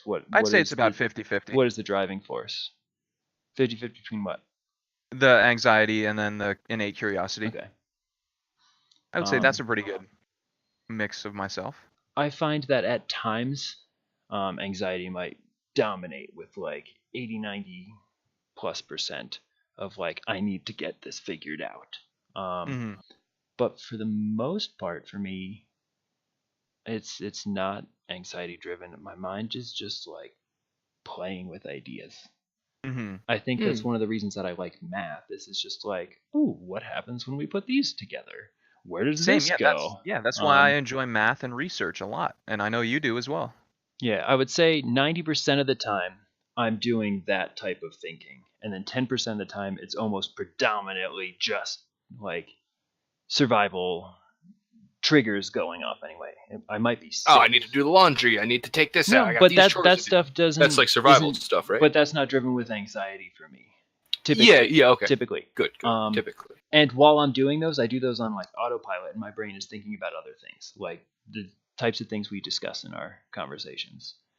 And then there's some of the time when all I'm thinking about is I need to like figure out like where I'm moving to because I've only got this much time before I'm out of this place, and I don't have something lined up, and it like dominates my attention and consciousness for a little bit. But it's not for prolonged periods of time. Hmm. And when that's happening, I'm not thinking about how trees use the polarity of water to siphon it up through the whole system. Or gravity. Yeah. Like I think about that a lot. Again, I was thinking about gravity the other day. It's pretty neat. Gravity's weird, man. I was in Gravity the is an hot illusion. springs this It's not weekend, real. and was standing in water that was about up to here, and played push hands a little bit, and it was such an interesting experience. Really. Yeah, because as soon as you lose your center of balance, even a little bit, like if you overextend in any direction, you can't bring it back. It's just gone. Huh. And if you get pushed and off your center, you can't counter it because yeah. you can't get your footing enough because you're floating up in the water. It was really, really interesting That's cool. and I was thinking about gravity while I was in the water, and I was like going under the water and trying to like walk and being like, this is what it would feel like to be on a planet that had way lower gravity. I was gonna. So back on what Eli was saying, like gravity's an illusion. When I was in the Seattle Science Center, they had these displays. It was like cans of soda, and you would like lift it. You were able to lift it up at its full weight, but it was in some sort of mechanism. And they had the weight of the soda can full of soda on different planets, like they had, or stars. They had Pluto, Earth, Jupiter, and then the Sun. And Earth was normal, and then the Sun, it was impossible. I could not lift it up. Well, there's also the side of, in that experiment, I don't think they accounted for, you would also have a sense of gravity on your arm that you did not in that scenario. Right, Sure, it yeah. gives you a concept of it, but it's not when you would be in full immersion of a different gravity. Oh, your yeah. whole sense would Or be you'd be thrown. smashed against the ground. But Your like still, muscles would Well, fracture the you would second you collapse. entered Yeah, that you would be atmosphere. compressed into a Pretty cool to think about. non-existent thing. Yeah, no, it gives you a Well, good it's still like existent. it's a fun way to think about things. On that note, I believe Brian, we had like a little discussion about conspiracy theories a while back. I don't know if it got Probably. recorded, but I brought up this metaphor I'm about to hit Reed with because he hasn't heard it. This was brought to my attention by Scott Adams. He's the author of the Dilbert comic strips. He's written a Oh, couple I love books. those. Now, his books are great. Dilbert's fine. He has, in recent years, just become like our political commentator. He's typical, like really reductionist logic. Really? Kind of Okay. disappointing. But the metaphor he gives is this: imagine a giant rubber ball, kind of like what you'd play kickball with in gym class. And imagine you're a small man and you're standing on the surface of that ball. And the ball is the earth. Now, you and the ball are magically doubling in size every second. Just Yeah, we went through So- this one. Was it? Yeah. This might have been last week's discussion. uh, Did you hear this before, Reed? No, I have not Okay. heard this. Go on. Go on. Okay. We So recorded you don't it. really notice the doubling of size between you and the ball. It just always seems proportional because you're both doubling in size every second.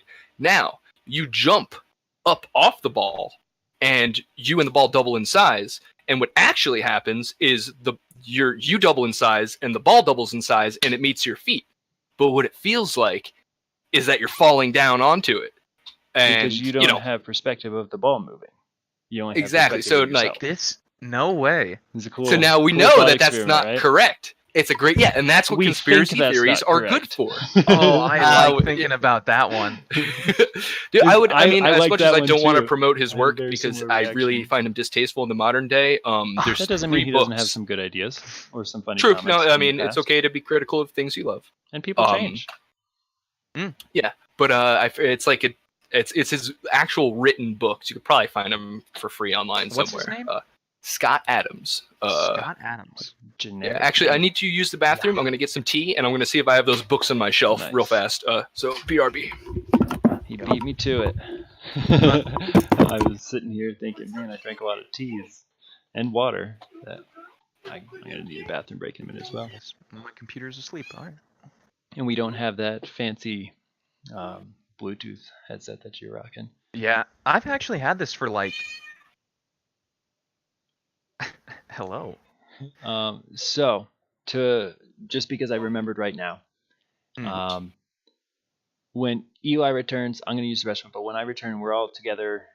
We're gonna have a conversation about League of Legends a little bit. So just try and help me remember that. And me saying it to you right now is mostly for me to remember. Okay, no worries. Yeah. But where were you headed with that? Or I don't anything know. else? Well, yeah. I do not remember what I was saying. That's fine. I don't either. Totally slipped my mind. That happens. Something that I found kind of interesting, actually extremely interesting. I just like Mhm. don't have a strong foundation of it. That's where the kind of comes. I'm not sure of it. Mhm. Is I'll lose my train of thought on something and not be able to follow it at the exact time other people do, and I'll lose someone else's track. Like I'll start thinking about something and trailing off, and they're like, "Hold on, I don't wait. Where was I going with that?" And I'm like, "What were you saying?" Maybe that's like and thoughts are physical. It's almost like there's that telepathy happening of like people, they both trailed off at the same time for whatever reason. I don't understand that influence and what it is, but I've observed that multiple times. I'd be curious to hear if Eli's ever experienced that. I don't know. These are the types of things that like I observe them and I say them to someone like, I've never noticed that, and then Yeah, after I right. say it, they're like, I noticed that all the time after you said that. I'm like, this is I was gonna say, maybe not it's turning like my brain off. these two minds picking apart this thought until it becomes just basic constructs of thought and feelings, and you're like, oh, whatever. I can't articulate this. Yeah. How do I explain happiness? Right. That's a tough one. And explain it in a way that someone else is gonna go, I know exactly what Yeah, you like mean. I know that feeling. It's not. It's the same like color. You take someone who is colorblind, and you're like, this is red. They're like, is it? And well, colorblind is a tricky one because there's all different It's colorblind. yeah, but still, and it's kind different of like the degrees of them.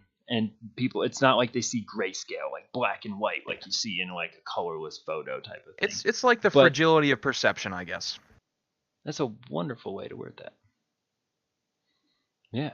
And I definitely think that is something that people find themselves coming up against, and I think a majority of people just like, and they just turn and go the other way. Yep. And Right. I find myself up against it, and I go, "What is this?" What Eli, you talking about? my turn. I'm gonna take a break. I'll be right back. Oh, okay. Found it. This the one I'm pretty sure it's this one, the Dilbert Future. The Dilbert Future. Yeah, I mean they're short. There's this 250 pages. Now that's It's like not a very collection of comics. That's his like own thoughts and opinions, right? straight up words. Yeah, like I think they way. throw a comic strip in here and there. All right. So yeah, when I was like younger, I think I was probably still in high school when I like read these. I used to love comic strips, Foxtrot, Calvin and Hobbes. Oh yeah, Dilbert. And- I've read so much Calvin and Hobbes. Dude, one of my greatest regrets, I was at a flea market and it had like the complete Calvin and Hobbes collection in hardcover. The books were a little dinged up, but it was like $45, which is pretty cheap for that. And my greatest regret is that I didn't buy that. But no, dude, Calvin and Hobbes is such a great comic strip. Not only is it well drawn, not only it's like creative, it thinks outside the box, but the quote I heard that I think is like totally appropriate is, in any artistic genre, there is no one thing that so far surpasses everything else in the genre than the medium of the comic strip and Calvin and Hobbes. No movie is ever so good that it's just you can barely even call it a movie. It just transcends the genre, and Calvin and Hobbes is one of those things. Bill Watterson, the artist who made it, I guess while I'm recommending books, there's ones like the Calvin and Hobbes like 10th or 20th anniversary books where he'll like show a comic strip and then make a little paragraph about it. It shows like how he battles like with syndication and stuff, and how he's like really trying to preserve it as an art form, and really, really interesting stuff, especially if you already like it. For me.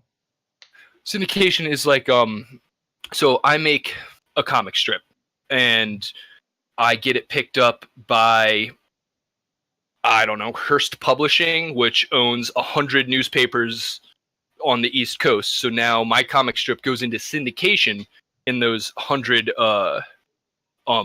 newspapers, much like Gilligan's Island was a TV show, and then after it was done, those episodes were sold to a company for them to put into syndication in whatever time slots that they thought was appropriate.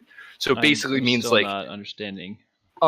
It's So, like to syndicate. I feel like I've heard of like syndicate. Yeah, unless let it's me get a different- Google. But I Let still me don't get know. I was gonna say, yeah, let's get a definition of this going, because Yeah. And I said it in our first recording that we didn't end up uploading, but like I don't know a lot of words, and it was through the feminism. Oh, the feminism. good old that feminism. that was me just mishearing you, but I'm unfamiliar with No, a lot I of think words, that's and I just just asked- feminism. That is a thing. syndicate. I looked them both up. Really? That's After our funny. talk. Oh yeah, we did. Yeah. Is there? So, do you the topic you want to talk about, Bri? Yeah. So when Eli's done with the definition, or actually right now, I'll have you start. Can you get a Google search ready? And then The transfer of something for control or management by a group of individuals or organizations. Okay. Okay. 2. The sale or licensing of material for publication or broadcasting by a number of television stations, periodicals, etc. Example: 100 episodes of programming are available for television syndication. So yeah, it basically means one thing. Yeah, and there you go. That's the Okay. definition. Thank you. So Reed, Yes. do you have a Google search ready? I do. Eli, we're doing the League of Legends thing. So Oh yes, excellent. can you tell him what to put in the search bar? Does it matter Type if it's in. on phone or computer? Yep, Google. It should. Google. It shouldn't. Yeah, as long as it's like Google. And it has okay. it should work fine. So you can just type LOL League of Legends and then has, and then Has tell me what the. your has the, and then tell me what your autocomplete says. Like League of Legends has LOL has the, and then what does it autocomplete for you? the worst community ever. Yeah. And that was the same when we looked it up.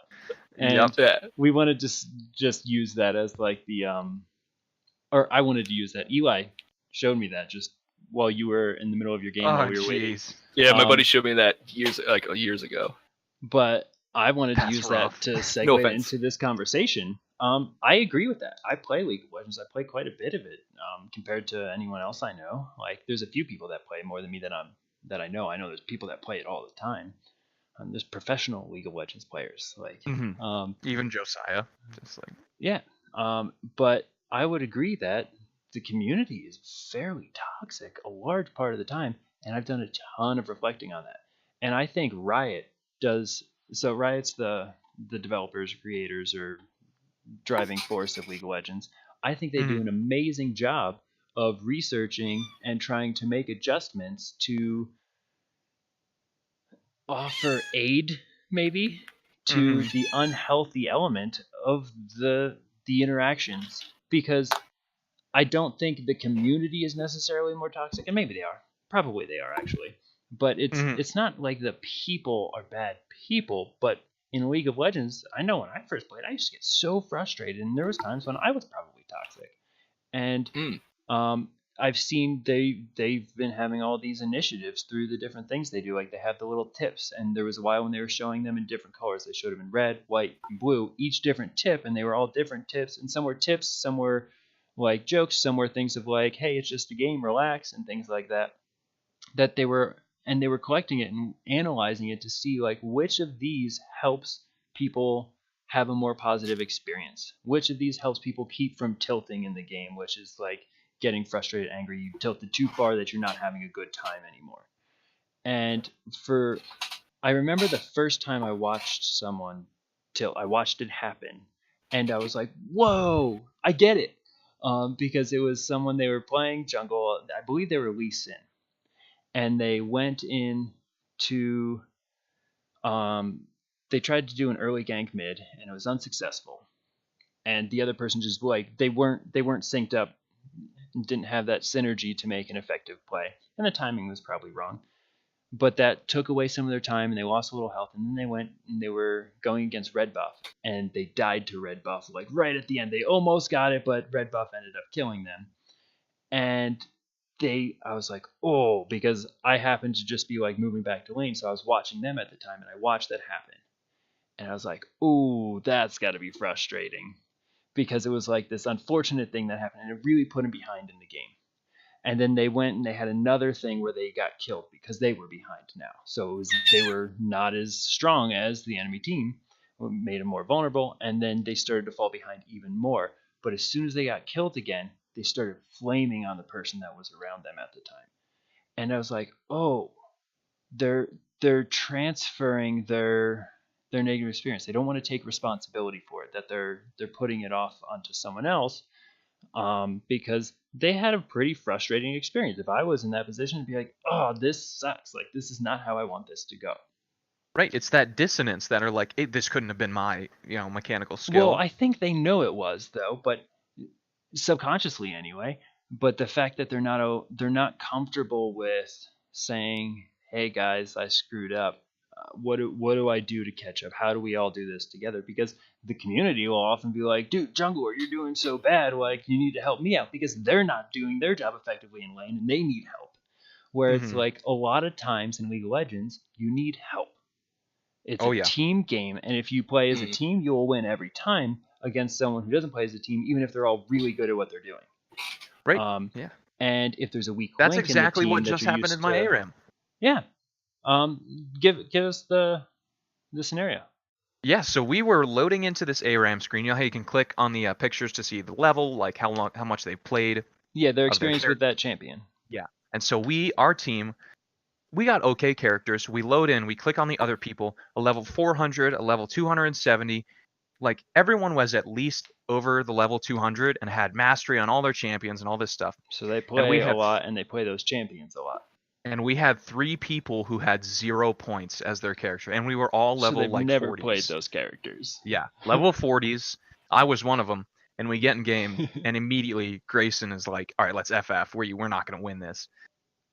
Even before you engaged the enemy team. Yeah. Yep. And the Gragas quit.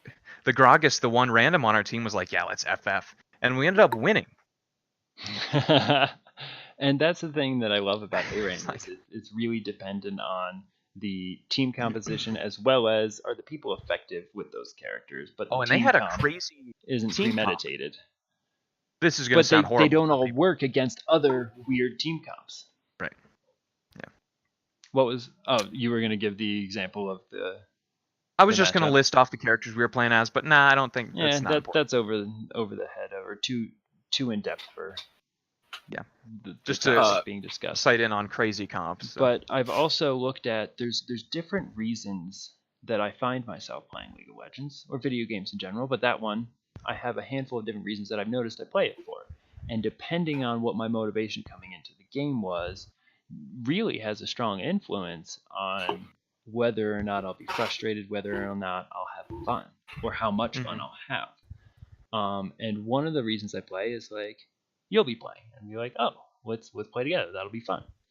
Because I like playing sports, being competitive, having a fun experience of like competition. And especially if it's with my friends and we're talking and having discussions on the side, or just like coordinating together, because then you feel that connection with each other. That's one of the reasons I play. Sometimes another reason I play is like, all right, I've been really stressed out about some stuff. I'm just gonna unwind before I like take care of some things. And this is like a great segue to like really immerse me in something, so I focus on it, take my focus off this other stuff, and then kind of recalibrate after that. And when I do that, a lot of times I play fairly well. But I don't like get too frustrated with it. I don't get too upset. I just kind of like get into it and then walk away from it. And then another reason that I've noticed I play a lot is when I'm tired, but I don't like. I have issue with things like sleeping in or taking a nap in the middle of the day, because in my mind it's like, well, that's not productive. That's not what like productive, healthy, good people do. Which I know Shame on you for it's resting. a false belief that I've been trying to unwind on myself, but it's deep rooted. So I find that it's like, oh, I should sleep. And I think one of the times that I don't do that is because I'm like, oh, well, if I have time to go to sleep right now, I should really be doing these other things. When it's like, well, if I have time to play video games, I should do those other things. Like, that's not a good excuse. Like, I understand that conceptually, but I still find myself behaviorally acting in that. But when I do it as like an avoidance of something, whether it's avoiding sleep, because you can stay up while you play video games because it keeps you awake, but you don't have to use energy. Like, you can just kind of click around and not really focus and not care and not be aware of like what your teammates are doing or what the enemy team is doing or like the timers on things. You're just kind of like clicking and just like doing actions for your person, and that's that. And so you can do it when you don't have energy to do anything else. You should sleep. That's what your body and your mind is saying. We're tired. And it's like, well, I'm tired, but I'm going to hop on here. And then I like stay on it for like an hour or more. And it's like, I get so frustrated when I'm playing because like the game ends. We usually lose because I'm not playing well, because I'm not really focused on the strategy of it. I'm trying to avoid things in my life. And I don't want to feel my feelings of like, oh, I feel bad about myself for this or that. So let me play some League and maybe I'll get a win and that'll feel good. Or maybe I'll get like a pentakill and that'd be amazing or whatever. But it becomes like a selfish motivation and an avoidance, and it doesn't lead to me enjoying myself. Even when I win, I'm usually like, all right, now I'm going to get another one of those so I can just keep feeling good. And if I lose, I get frustrated. Or if someone acts in a way that's not like conducive to me making sure that like, all right, we're going to get this win that was beneficial for me, I get frustrated. I'm like, wow, okay, so it depends what I'm coming in with. And so many times, just from like the mental health lens, I've noticed people making comments about like depression, or like, oh, kill yourself, or like, oh, if I lose this, I'm gonna like uninstall the game. And there's all these negative comments that people make, and it's like, wow, they're crying out to a community of people they don't even know about how they don't feel good about things. They don't like themselves for something, and they're uncomfortable with their life. And that, I think, is why the community is the worst community, is because they're hurting. Like, and when anyone's hurting and suffering, they're not really gonna be that kind, unless they are someone who's really evolved and can be like, well, there's things greater than me still. But there's that. What's that? Oh, I say one of the most meaningful phrases I ever heard when it comes to stuff like that is very simple: is hurt people hurt people. Yep. And it's like you're having a bad day, your dad beats you or whatever, that you just want to get online and call someone a fucking asshole and rip them a new one Right. because you're hurt and you need to hurt somebody else to be validated. And Yeah. it's people And then at who least you're are not abused alone, right? children were usually abused as children, and so on and so on. I think that's a really insightful observation from both you guys. I would have never thought of made that connection to Yeah, League of well, Legends, nonetheless. I've made that connection because, one, my personal experience. Two, I'm always thinking, viewing things and trying to understand stuff. But three, I think the Riot kind of like put out this initiative of like they're trying to do this thing, and I was like, wow, this is really cool. This is related to things I'm interested in, things I focus on a lot. And I think they do a fairly good job of it. Like, but I definitely think they could do more. I think they're probably trying. Yeah. I don't think they have all the answers, but it's something where now when I play, I try and always share my positive perspectives on things. I try and support people because I'm like, it goes with like any area of your life. Chances are the people around you, they're struggling with something. Right. They've got hardships in their life. They have adversity that they're facing, and it's all different levels. And you can try and compare. Well, oh, it's not as bad as a person who lives in this country if they have a computer game and internet and they can play it. It's like, sure, but it doesn't mean they're not hurting themselves. It doesn't mean that what they know and their strengths are being challenged, and that they might not feel good at their core. So I offer anything positive that I can in the games. I use the little emotes, and that's the only game that I use emotes in.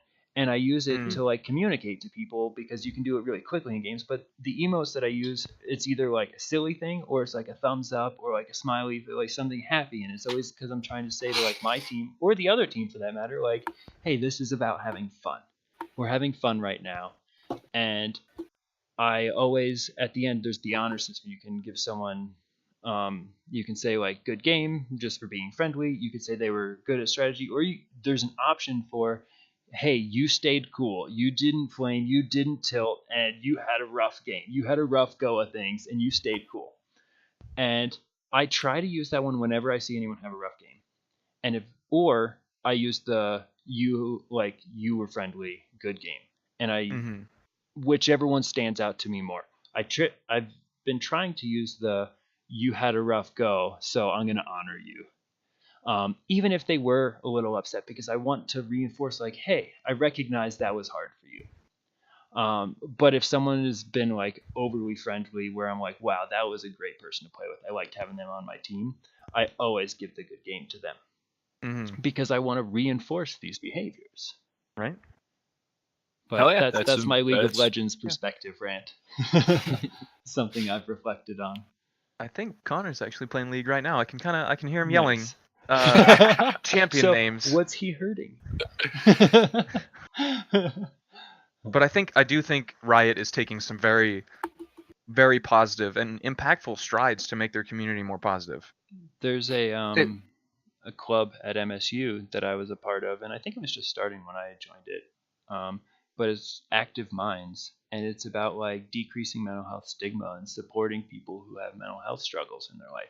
And I saw a thing that, because I get their newsletter in my email, however often they send it out, and one of the things that was they were teaming up with Riot for like a presentation or something, and I was like, what? No way! Like Riot and Active Minds, this small little club, I guess, is like getting bigger, and at least is talking to like Riot, a big, like they have a huge community that they interact with daily, like constantly. Right. Any minute of the day, there's, I don't know the numbers, but it's a giant number, like millions of people playing League of Legends. And so they have a huge audience. And the fact that they're taking these efforts to better the experience for these people, I think is amazing. And maybe they're doing it strictly out of like selfish motivation of like, we want to make more money. I doubt that. Yeah, right. But even so, it's a fine. I'm okay with that because you're still doing good. It's not like exploiting people.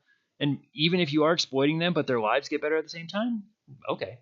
Yeah, we'll take some of your money, but you'll be happier. I'm fine with that. I think people pay for that anyway. They just usually do it at a bar. Jeez. There you go.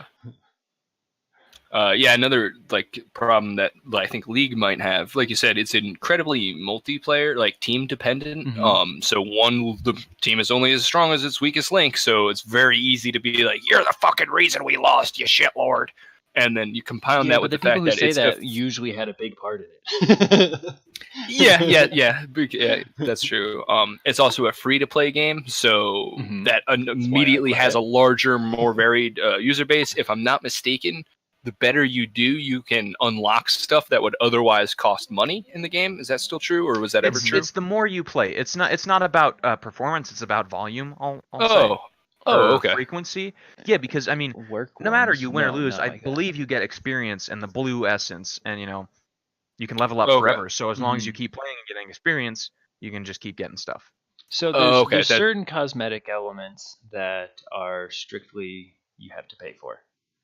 Actually, you can never unlock. That's not true anymore. I mean, not even anymore. They have a reward system, and it's really cool. You get rewards for people honoring you for positive interactions. You get keys. Rewards, and you can unlock things that would typically otherwise you have to pay for them.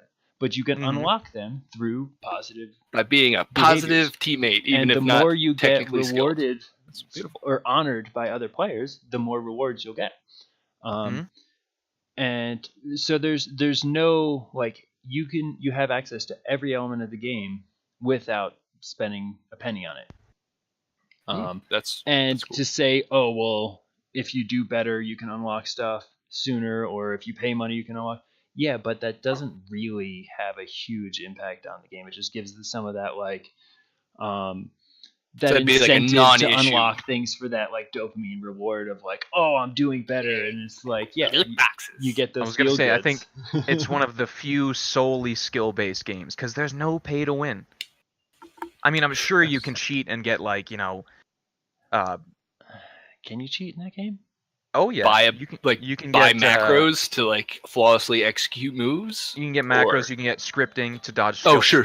Skill shots. Sure. So like outside of the game pay to win, not inside the game pay to win. They really crack down on that stuff. But no, there's it ruins games, dude. It ruins games. I don't know every first-person shooter you've ever played on PC. Really? I don't think I've ever come across it.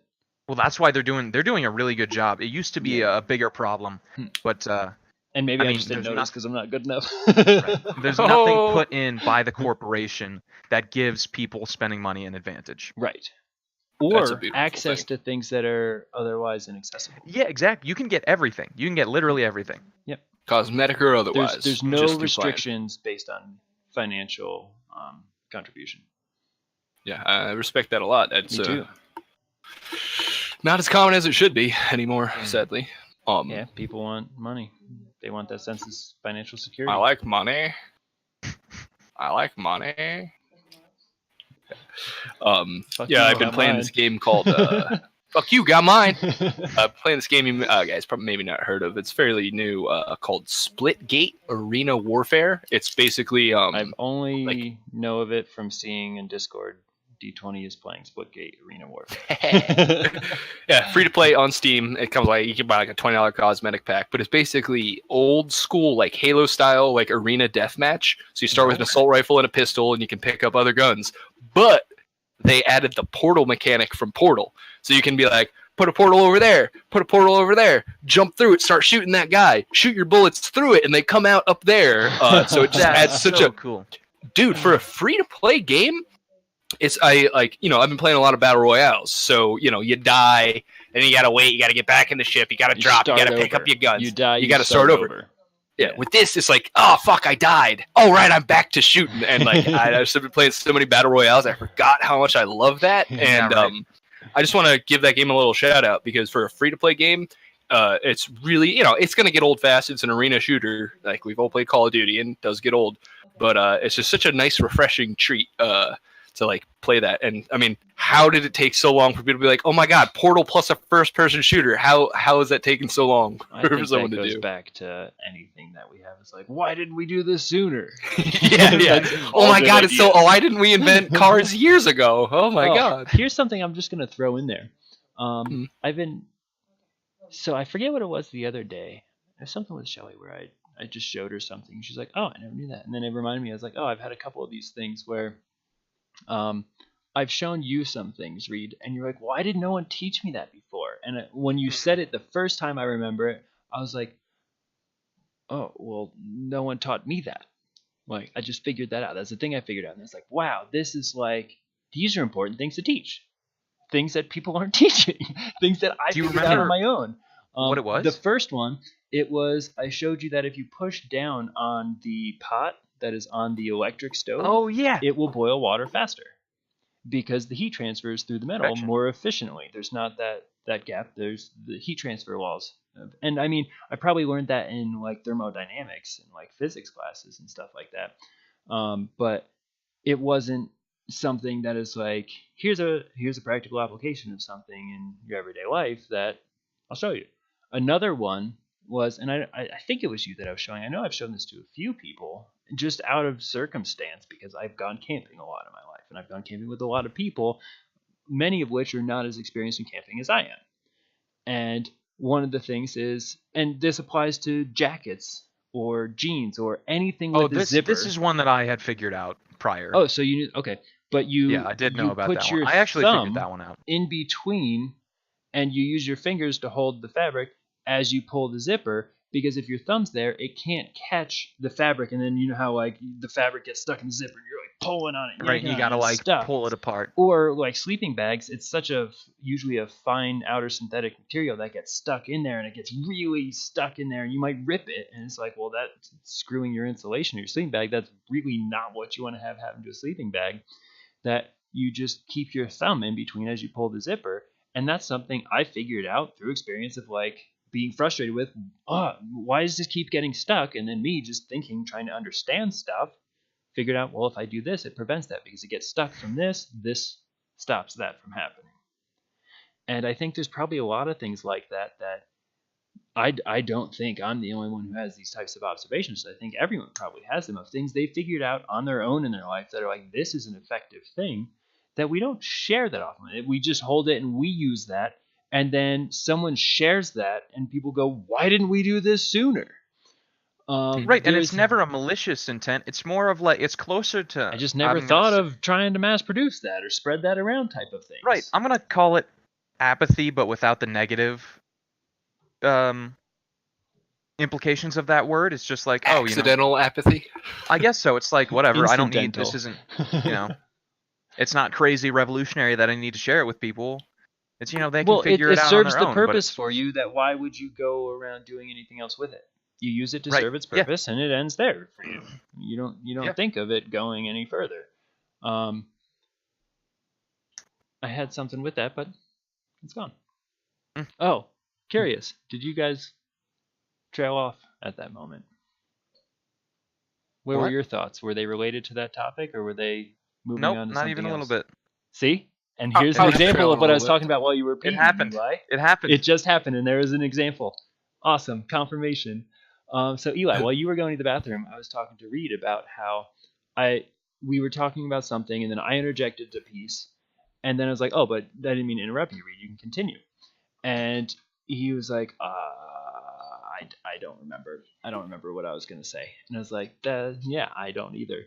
And then I talked about how that I've had that happen is like when I lose my train of thought, other people seem to have also not been paying attention. And when someone else loses their train of thought, I've told Reed, I was like, oh, good, because I forgot what you were saying. Like I noticed that like I trail off and someone loses their train of thought, or I lose my train of thought. The other person might have been trailing off, and right there it just happened. I forgot what I was going to say, and both of you just agreed that you had trailed off. I try not to do that, but that's what I'm saying is this has just been an observation I've had. It's like you just happen to trail off at the same time. Like our conscious connection moved to a different area or separate things. We walked that fizzled out. That was the end of that stream. It just all now it's just mud. There's no water flowing through that anymore. We lost that one. And yes, sometimes you can like, okay, hold on, what was that? And you like dig for a second, or you're like, what were we talking about? And you backtrack, and then you can piece it together and then continue it if you want. But that wait, what was I saying? Moment seems to come with everyone who's a part of the conversation. It's not like other people are like intently listening and they're like, wait, what was I going to say? Because if that happens, they usually go, you were saying this and then this. And they go, oh, yeah, right. And then they just continue seamlessly. But there's a lot of times like, what was I talking about? I was like, I had just started thinking about something else. So Yeah, they're I like, don't know. You're talking about the thing, right? The thing and the stuff and the way then you thought have about to it. like work to figure that back out together, piece it all to where you were, to then move forward again to find where you were going. Mm-hmm. Where it seems that it's like a collective loss of train. You know what? I'm gonna try to do this, and I'm probably watch this one. I'm gonna watch the other one too. The other one's 3 hours. This one hopefully a little shorter. I should do that. I should like have a little tally mark every time we like abruptly change subjects and then run with it, and then abruptly change subjects again. And that's why I love these conversations. They're very free form, and a lot of these ideas intersect. But it's just kind of funny how. Like, oh, I really want to say something, and I do this a lot. I just wanted to mention this, and like, oh, now we're talking about this, and that actually relates to this, and then in the end, it all comes back to the national debt. And cats controlling your lives. Yeah, and good kitty cats. I thought that was funny in watching the video again. How like 3 different times it came back to cats are ruling everyone. And in this one, the way the world is. The economic circumstance. It's funny how that stuff happens. There's like this unspoken or not consciously agreed upon foundation that just like happens to become a part of it, like the global economy or something, or cats Foundation having power. Oh yeah, it's Over I mean, conversation. It I think circles that's back just, like- to certain things that don't always seem to be first identified.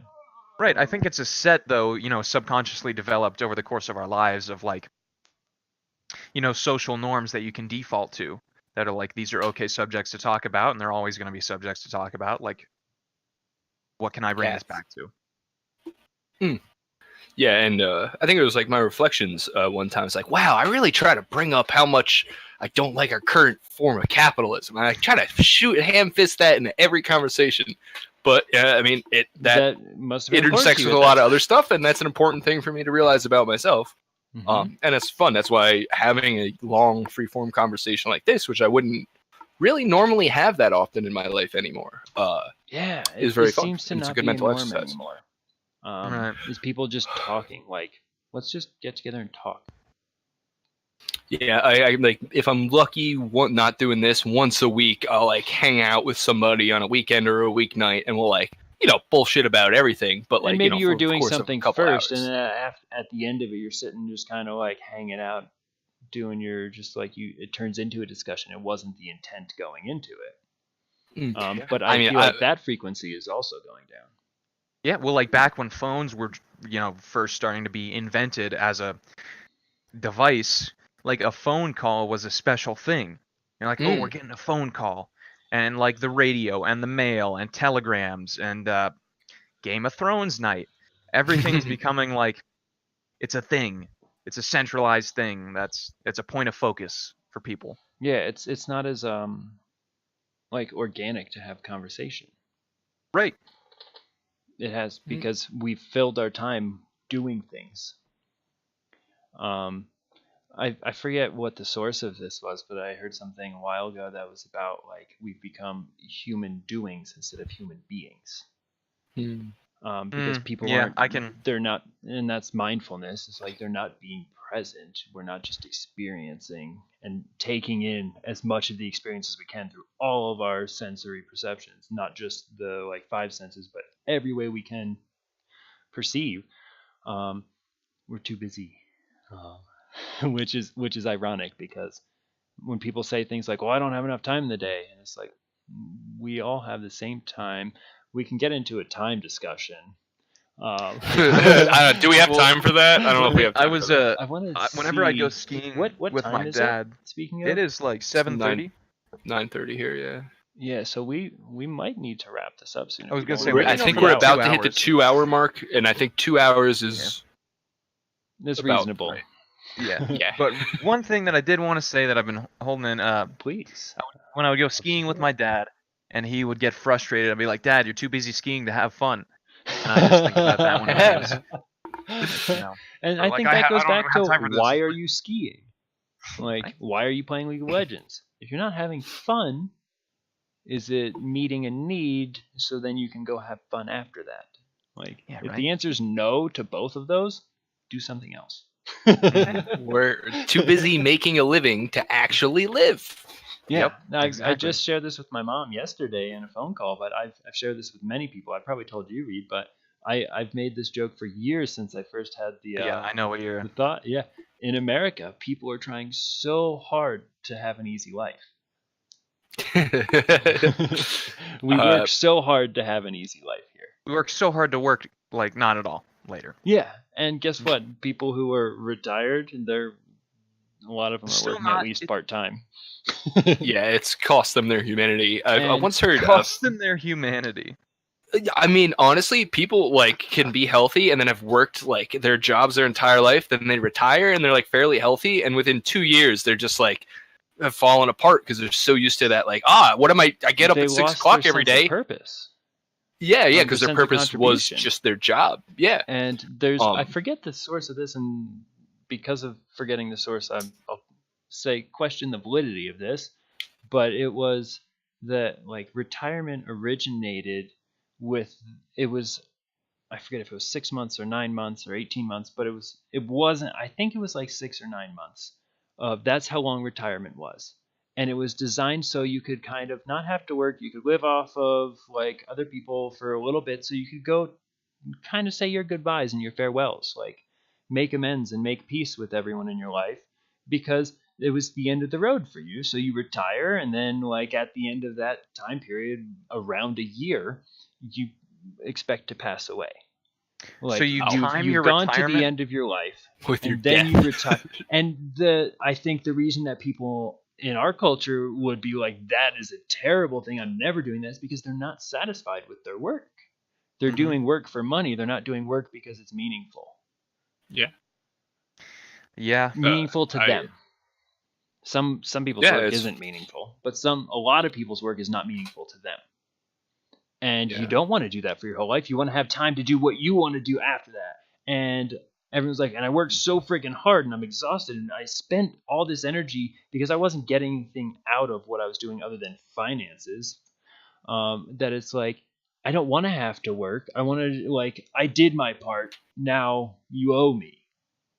Now I get to enjoy it. Right. Like now I'm gonna have my intrinsic value that I was, other people might be getting from their work. I'm gonna get it later Yeah. because And of everyone says, like, oh, well, do what you love. But then they're also like, oh, it's so hard to find a job that you like. It's, okay. I'm like, well, all right And- then.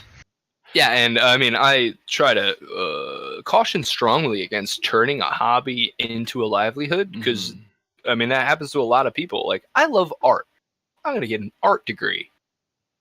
Now I have to pump out paintings every week, and I hate it, Right. and I just want to fucking flip Because burgers at McDonald's. It goes back yeah, again to why you're doing it. You're not Hmm. doing art anymore because you love it. You're doing it because you have to. Because if you don't do enough art, you're not going to be able to eat and pay your bills and have a place to live. And then when does it become, at what point does it become about the trophy and not the idea, the job or the money, the Mm. work or my time? Mm-hmm. I'll it's reflect on that one of the why. I once heard a foreigner, a foreign author, I don't remember who, describe America as a nation of temporarily inconvenienced millionaires. And I think that fits into the Horatio Alger, which is basic. Horatio Alger is like the pull yourself up by your bootstraps. It was like an old timey story of a guy who was born poor but worked really hard, and now he's doing okay. Horatio Alger, and it's the same thing as pull yourself up by your bootstraps. And that's just like such a common conception. It's like, we just got to work hard, and then we're gonna retire, and we're gonna love it. We're gonna have a pool and a We're dog. gonna love it. If you work And hard it's like, now, it'll be worth it. I promise. I promise. It's the American dream. America wouldn't lie Who to was you. promising me this? America. Everyone else who's doing it. Yeah. It's like, well, if they're all doing it, it must be true, right? Like you have They're not these gonna- 3 people that have made it, and they're telling these other 1,000 people, and these people are telling these The people 100,000 who've people. made it usually aren't the ones saying it. It's the people who Who's know saying the it? people who've made it. oh, I haven't got there yet, but I'm going to. I'm going to get there. You're like, I all think right. that's a good mentality to have, but I think guess so, but- expecting that it's going to be a certain way. is That's okay. a That's what risky I'm trying to say. mentality. Expecting that, like, okay, so when I do this, this will happen. No, but thinking I haven't made it yet, but I'm gonna make it. That's a different thing. That's well, I did everything right and it didn't happen. Versus, well, I haven't made it yet, but I'm still working on it. Right. I think is a much healthier perspective, which I think is great that that's the perspective you were holding coming into this. But I do think there's the alternative of, well, I did what you said. I did the things that you told me to do. Where's the promise you made? And I went to college. Where's my job? In high school, I was promised you go, you get a degree in college, and then you make a good living. What I didn't realize is in that promise was you go to college and then you still have to make a good living somehow. With no guarantee that job is there. It's not just Plenty of debt. Yeah, right. Yeah, we just kind of set you back 4 years and $10,000 or $100,000. Yeah. Now the go ahead. academic industrial complex is a real blight on our the way we do things nowadays. It's pretty fucked up. Yeah, it became a business instead of about teaching. Again, we went back to money. Thanks, money. God. I mean, Thanks, but money. It's good Oh. intentioned. It was well intentioned. I don't think it was a Sure. malicious design. It's just gone in an unhealthy direction because it wasn't the. I don't know if it was people just didn't see what was coming, or once it started to happen that way, they're like, well, I'm just going to jump on this and I'm going to. Because I forget the guy's name, but whoever, like, I don't know if it was like Rockefeller or whatever, but bought out all the different railroad stuff because they saw this big boom coming in industry and they're like, well, I'm going to ride this wave and I'm going to capitalize on it for personal gain. And it might not have been Rockefeller, but like back at that time, it was like they saw this thing happening. They're like, well, I might as well reap the benefits of this instead of, hey, everyone, look, this is happening. How do we distribute it? How do we turn this into the greatest good? That's not a typical behavior of someone who's faced a lot of struggle. They want, all right, I want to be able to put my feet up, relax, have an easy road, and other people can kind of do some work for a while because I'm tired and I'm going to rest. And I made a smart move, which is like, that's good and all, but where's your empathy? Right. Yeah, I mean, it's just doesn't make any sense when you're raised to be like, oh no, you should make money and acquire wealth, and that's good, and that's it's like, oh, why would I not own all the railroads instead of if it just doesn't make sense. It's like not a logical computation, especially when the idea of an anarchy is deemed as something terrible, something destructive and chaotic in the worst sense, where people are going to be oppositional and destructive for the sake of it. That's not the definition of anarchy that I was taught about what an anarchic, I guess, society looks like. Is more like no one has more power than anyone else. Everyone has equal control over what's happening. And the assumption that they would then be destructive, I think, is based on their level of stress. Right. I think it's not the separation based on the system that it is in place. Of the separation of the term used as a political system and then the definition of the action or state of being, I guess. I think it'd be people's idea of what it looks like. Right. Because I think they're combining the two. Yeah, definitely. Because well, especially I think they lean in one direction because they're exposed to it more. Not a lot of people know what it's like to live in an anarchic society. But I think everyone can say, like, oh, I've seen people, like, spray paint that big A and they, like, burn houses down and it's a terrible thing because they've seen it in, like, different ads or this is what it's like and anarchy's a bad thing. Right. Eli, you had something? Oh, yeah. Nice. Fun thing. That question that was posed. Do you think the economy, as an ambiguous thing that we understand just to be the economy, the financial economy. Yeah, the financial economy. Should the people serve the economy or should the economy serve the people? And I feel like based on your political leaning, you'll answer that question a little bit differently. I'm just going to go out on a limb and kind of guess that I might know how you guys might answer that. And I would kind of go out on a limb and kind of project how other people might answer that. And I think that the way a person answers that question, should people serve the economy or should the economy serve the people, shows a lot of insight into how people view themselves within that economy. I mean, obviously within like society at large. And I forget where that question was first posed that I heard it, but I just think that's a really fun thing to think about. Like, the answer is interesting, but like thinking about that, should people serve the economy or should the economy serve the people? What does that mean? Something And I've I definitely have my about answer. based on, since you said that. Reed, you can share your answer, and then I want to pose something Yeah. that I just observed. Yeah. Okay. I think people should serve the economy because, I mean, as I think of the economy, you know, it's just kind of this. It's just numbers. It's a representation of how much a company's worth. And I mean, if people weren't in that equation, they wouldn't be worth anything. It's just a measurement for us to look at, really. I mean, all people are doing when they're playing the stock market is they're just guessing. They're using like doing Educated guesses. Yeah, based on these numbers. And then So. there's the argument that some people influence it for personal gain. Yeah, but I think that's just real good guessing and No, placing them. Yeah, I think think that's- I was talking about the thing above that of like people who have so much stock that they can. I was gonna say I manipulate think prices. that's just about amount of money. So Eli, based on your reaction and also based on prior conversations we've had, you hold the opposite view of what Reed just shared. Yeah, I mean, the way I look at the economy is the exchange you get on your labor for goods and services.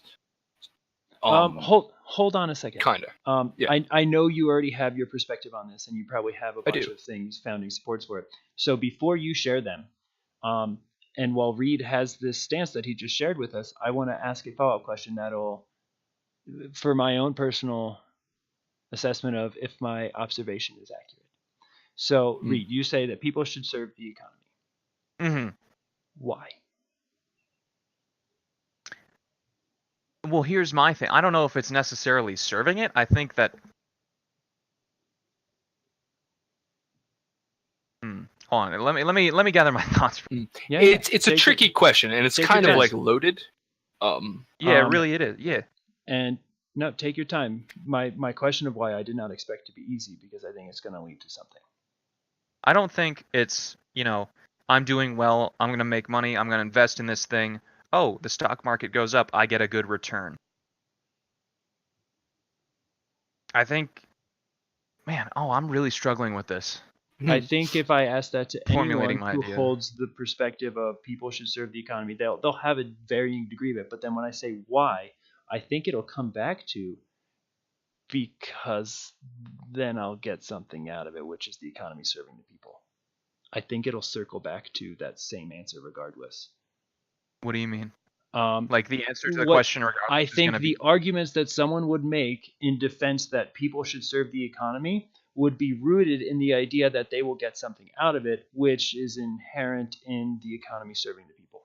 The only reason I think that people should serve the economy is because then the economy then can therefore support me or my family or the people, which is the economy serving the people. Just I a feel step like in between. People like would tend to view the economy as almost like the greater good, like for all of us. Like it's greater, something greater than ourselves. It's a banner that unites us, and like it's our power in the world. So it's your duty as a citizen to serve the economy, to make the economy strong, because then we're stronger as a people. And you're absolutely right. That does, in the end, cycle back into a personal, like, oh, we want a strong economy, so we're a stronger people. Thusly, the economy is serving us.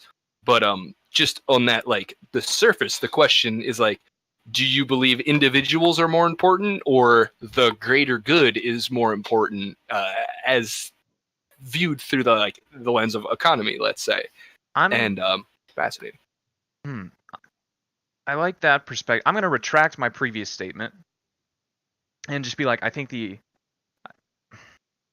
I don't know. Yeah, there's I no don't right have- answer. I don't There's no have an wrong answer. It's a trick question. Yeah, Economy shouldn't exist. it shouldn't exist.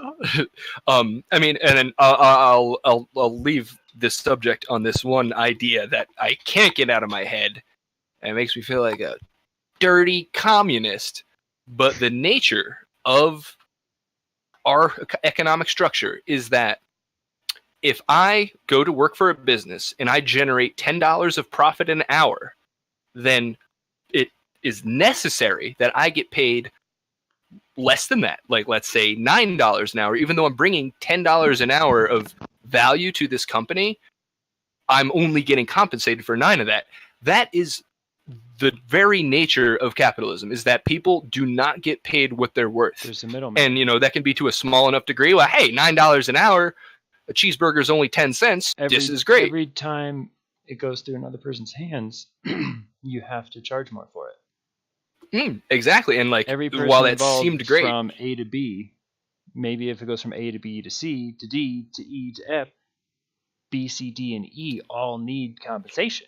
everyone needs a cut from So there, now and the it product always comes is down on the sixfold. labor. Right. On the working class. The people And- at the end of the line get screwed the hardest because everyone above them has been taking part of that dollar. The labor, the value that they add, is they never ever get compensated for that And then fairly. here's the irony of people like jumping up against like, oh, well, you're just doing a pyramid scheme, not recognizing that that's the design of our entire economic structure. Yeah. Yeah, Someone it's benefiting like- from someone else's work. It's a little more obvious in a pyramid scheme, but it's And I'm essentially sure very I'm similar. sure there's some different qualifiers of like how a pyramid scheme is like malicious in some sense. But there's I think a the lot nature of of things a I think get pyramid- blanketed in that, or that people assume are outside of that deal with the same structure, the same underlying motivation, or walls, I guess. Walls of design. It's just very hard to be content with doing labor that isn't innately satisfying when you look at it like that. It's like shit. And when you see the products of your labor going to someone else, where I worked for a company that the company was run out of Tennessee. I mean, that person who owns that company, they don't know who I am. They don't know what my day-to-day looks like. They don't know what stresses I'm facing. They don't know what it's like trying to pay my bills with the salary that I'm getting or the hourly wage that I'm getting. Like, they're looking at numbers coming to them from across the country, and they want to have their benefit from it. Where it's like there's so many middlemen between me and Tennessee that I wasn't making nearly enough for the work we were doing, that there was such a high turnover in this job because there wasn't the payout wasn't congruent with the work being done, because it had to go up to like my supervisor and then the billers and then the people above them and then the parent company above that, and then all the way over to Tennessee, where the head of that company stems from. There's a lot of people's salaries that are getting paid off the work I'm doing. So I'm not getting a good chunk of it. Mm-hmm. Yep. So go get a different job. And it's like, well, yeah, but if everyone goes... But wait, the whole system's designed this way. The whole whole fucking system is and designed you this take way. everyone on the bottom to go get different jobs. Guess what? Without the bottoms, the tops can't be supported. Eat the rich, bro. Right. It would... Yeah. It's just... You're replaceable at any level of this system. Hey, Bri. What's up? Real quick, did you say you wanted more time for reflections? I don't think so. Like, really? Okay. Then your initial input, maybe. Well, But I mean, don't for think- I don't know. I feel like you might have said something to me. I think I the- meant like more time to reflect on previous discussions, but I've seen that typically turns into new discussions. okay, gotcha. Okay. But I do agree, just based on time, and for anyone, including us, and valuing our time. Let's wrap this one up, because maybe we just need to do it more frequently, because we always have something to say. Oh, I was also, gonna say, look at this. I'll talk to This you is guys almost about 3 schedule hours. We're like outside of the recording. Oh, wow, yeah. Dude, time flies. Holy shit. know, It was right? literally 7:30, like 40 minutes ago. We're Yeah, good right. at this. yeah, exactly. So, We're just too good at on this. that note, let's go through some reflections and kind of look back at this last bit of time that we just shared together. Okay. Does anyone want to start? Anything stand out? I'll start, I guess. So I was thinking about this while we were talking, and I guess not necessarily something that came up during this discussion, but previously when I was listening back to our other podcast, I kind of realized it's really hard for me to understand what people are saying completely in the moment. You know, looking back and watching over the video, I was able to get a really firm grasp of both Eli and yours perspectives on multiple different things, and I think that's just, I found a new way that I learn, a better way that I learn. So Nice. thank you guys for that. Yeah, to reflect on that, I think a lot of that probably comes from when we're in the conversation, we, one, don't have our ideas set out as we do after the conversation, after we're a little more well organized.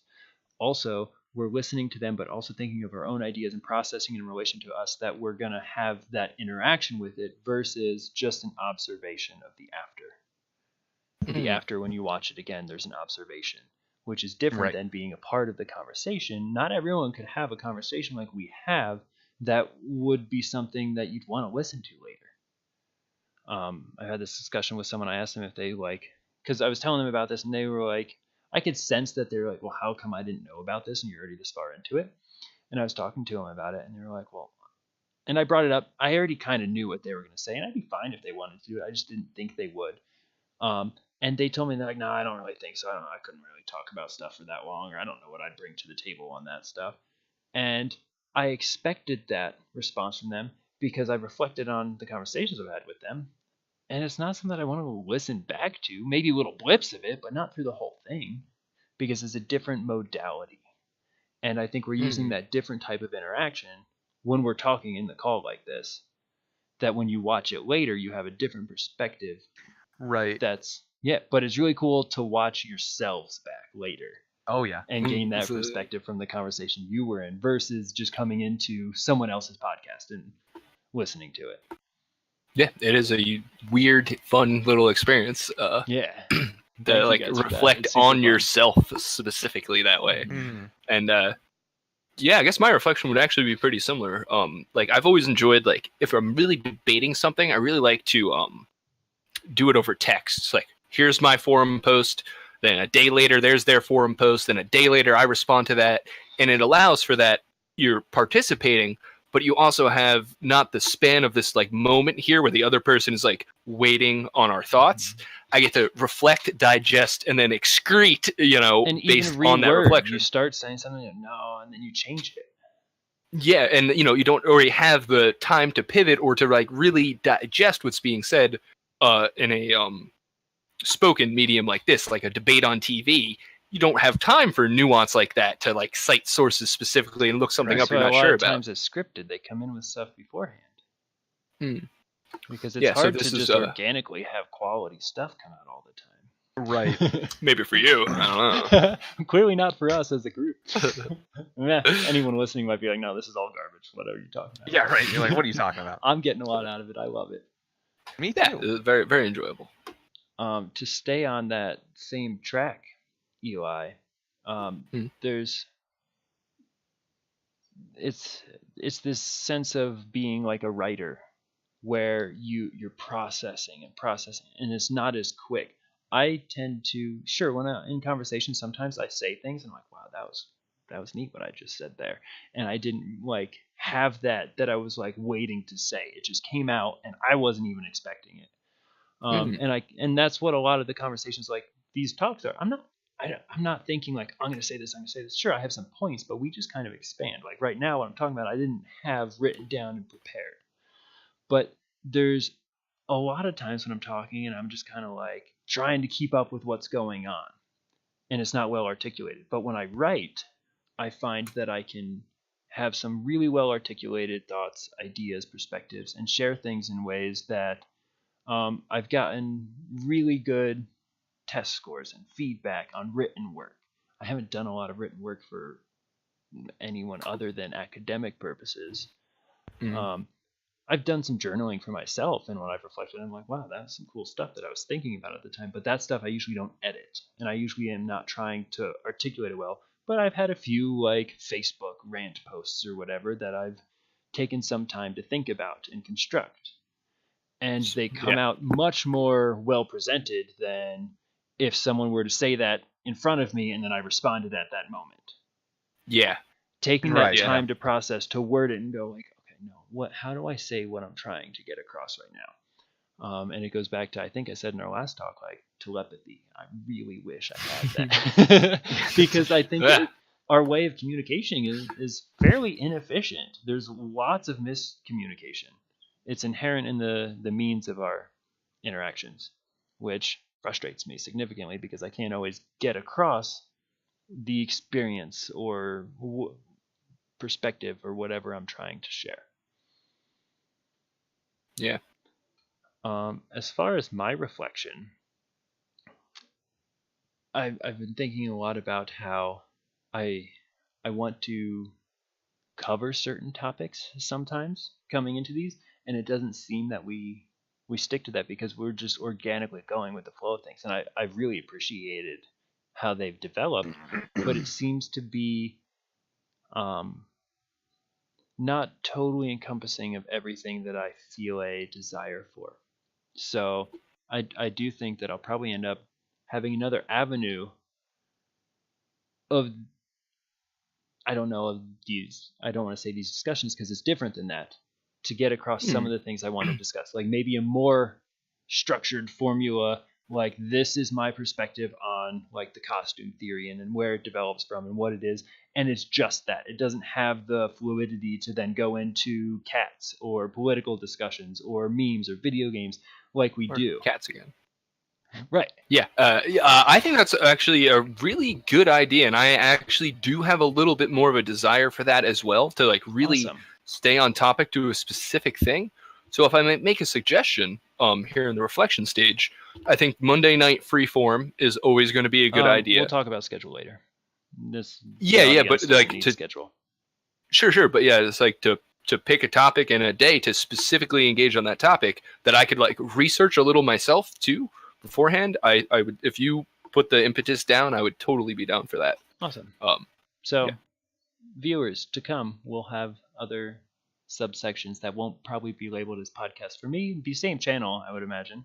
But yeah, Different let's playlist. have another avenue think, as yeah, well. different That's What would you like to see us structured. cover? Leave a comment in the comment section down Right. below. And that's something I thought about as well. It's like, what do people want to hear about? Like, we talk about Smash things, the and I'm like sure button. people might be like, "Ooh, that was cool. Like, what about this level?" And I'd love to get that type of interaction going to explore things deeper. But Hell yeah. I think part of it could be in this structure, and I think another part of it should be in a more formal, well-articulated, like almost written structure, where we get that higher quality communication out there of an idea. Mm. And I think Yeah, that 100%. kind of encompasses all of our beliefs, all of our reflections from this discussion. Beautiful. All right. Yeah, So all right. on that note, That's let's cool. wrap this one up. Let's hopefully have another one soon, just because they're super fun. Right, yeah. As always, thank you guys. Thank you as well. Have a great night, gentlemen. Good talking. You too, man.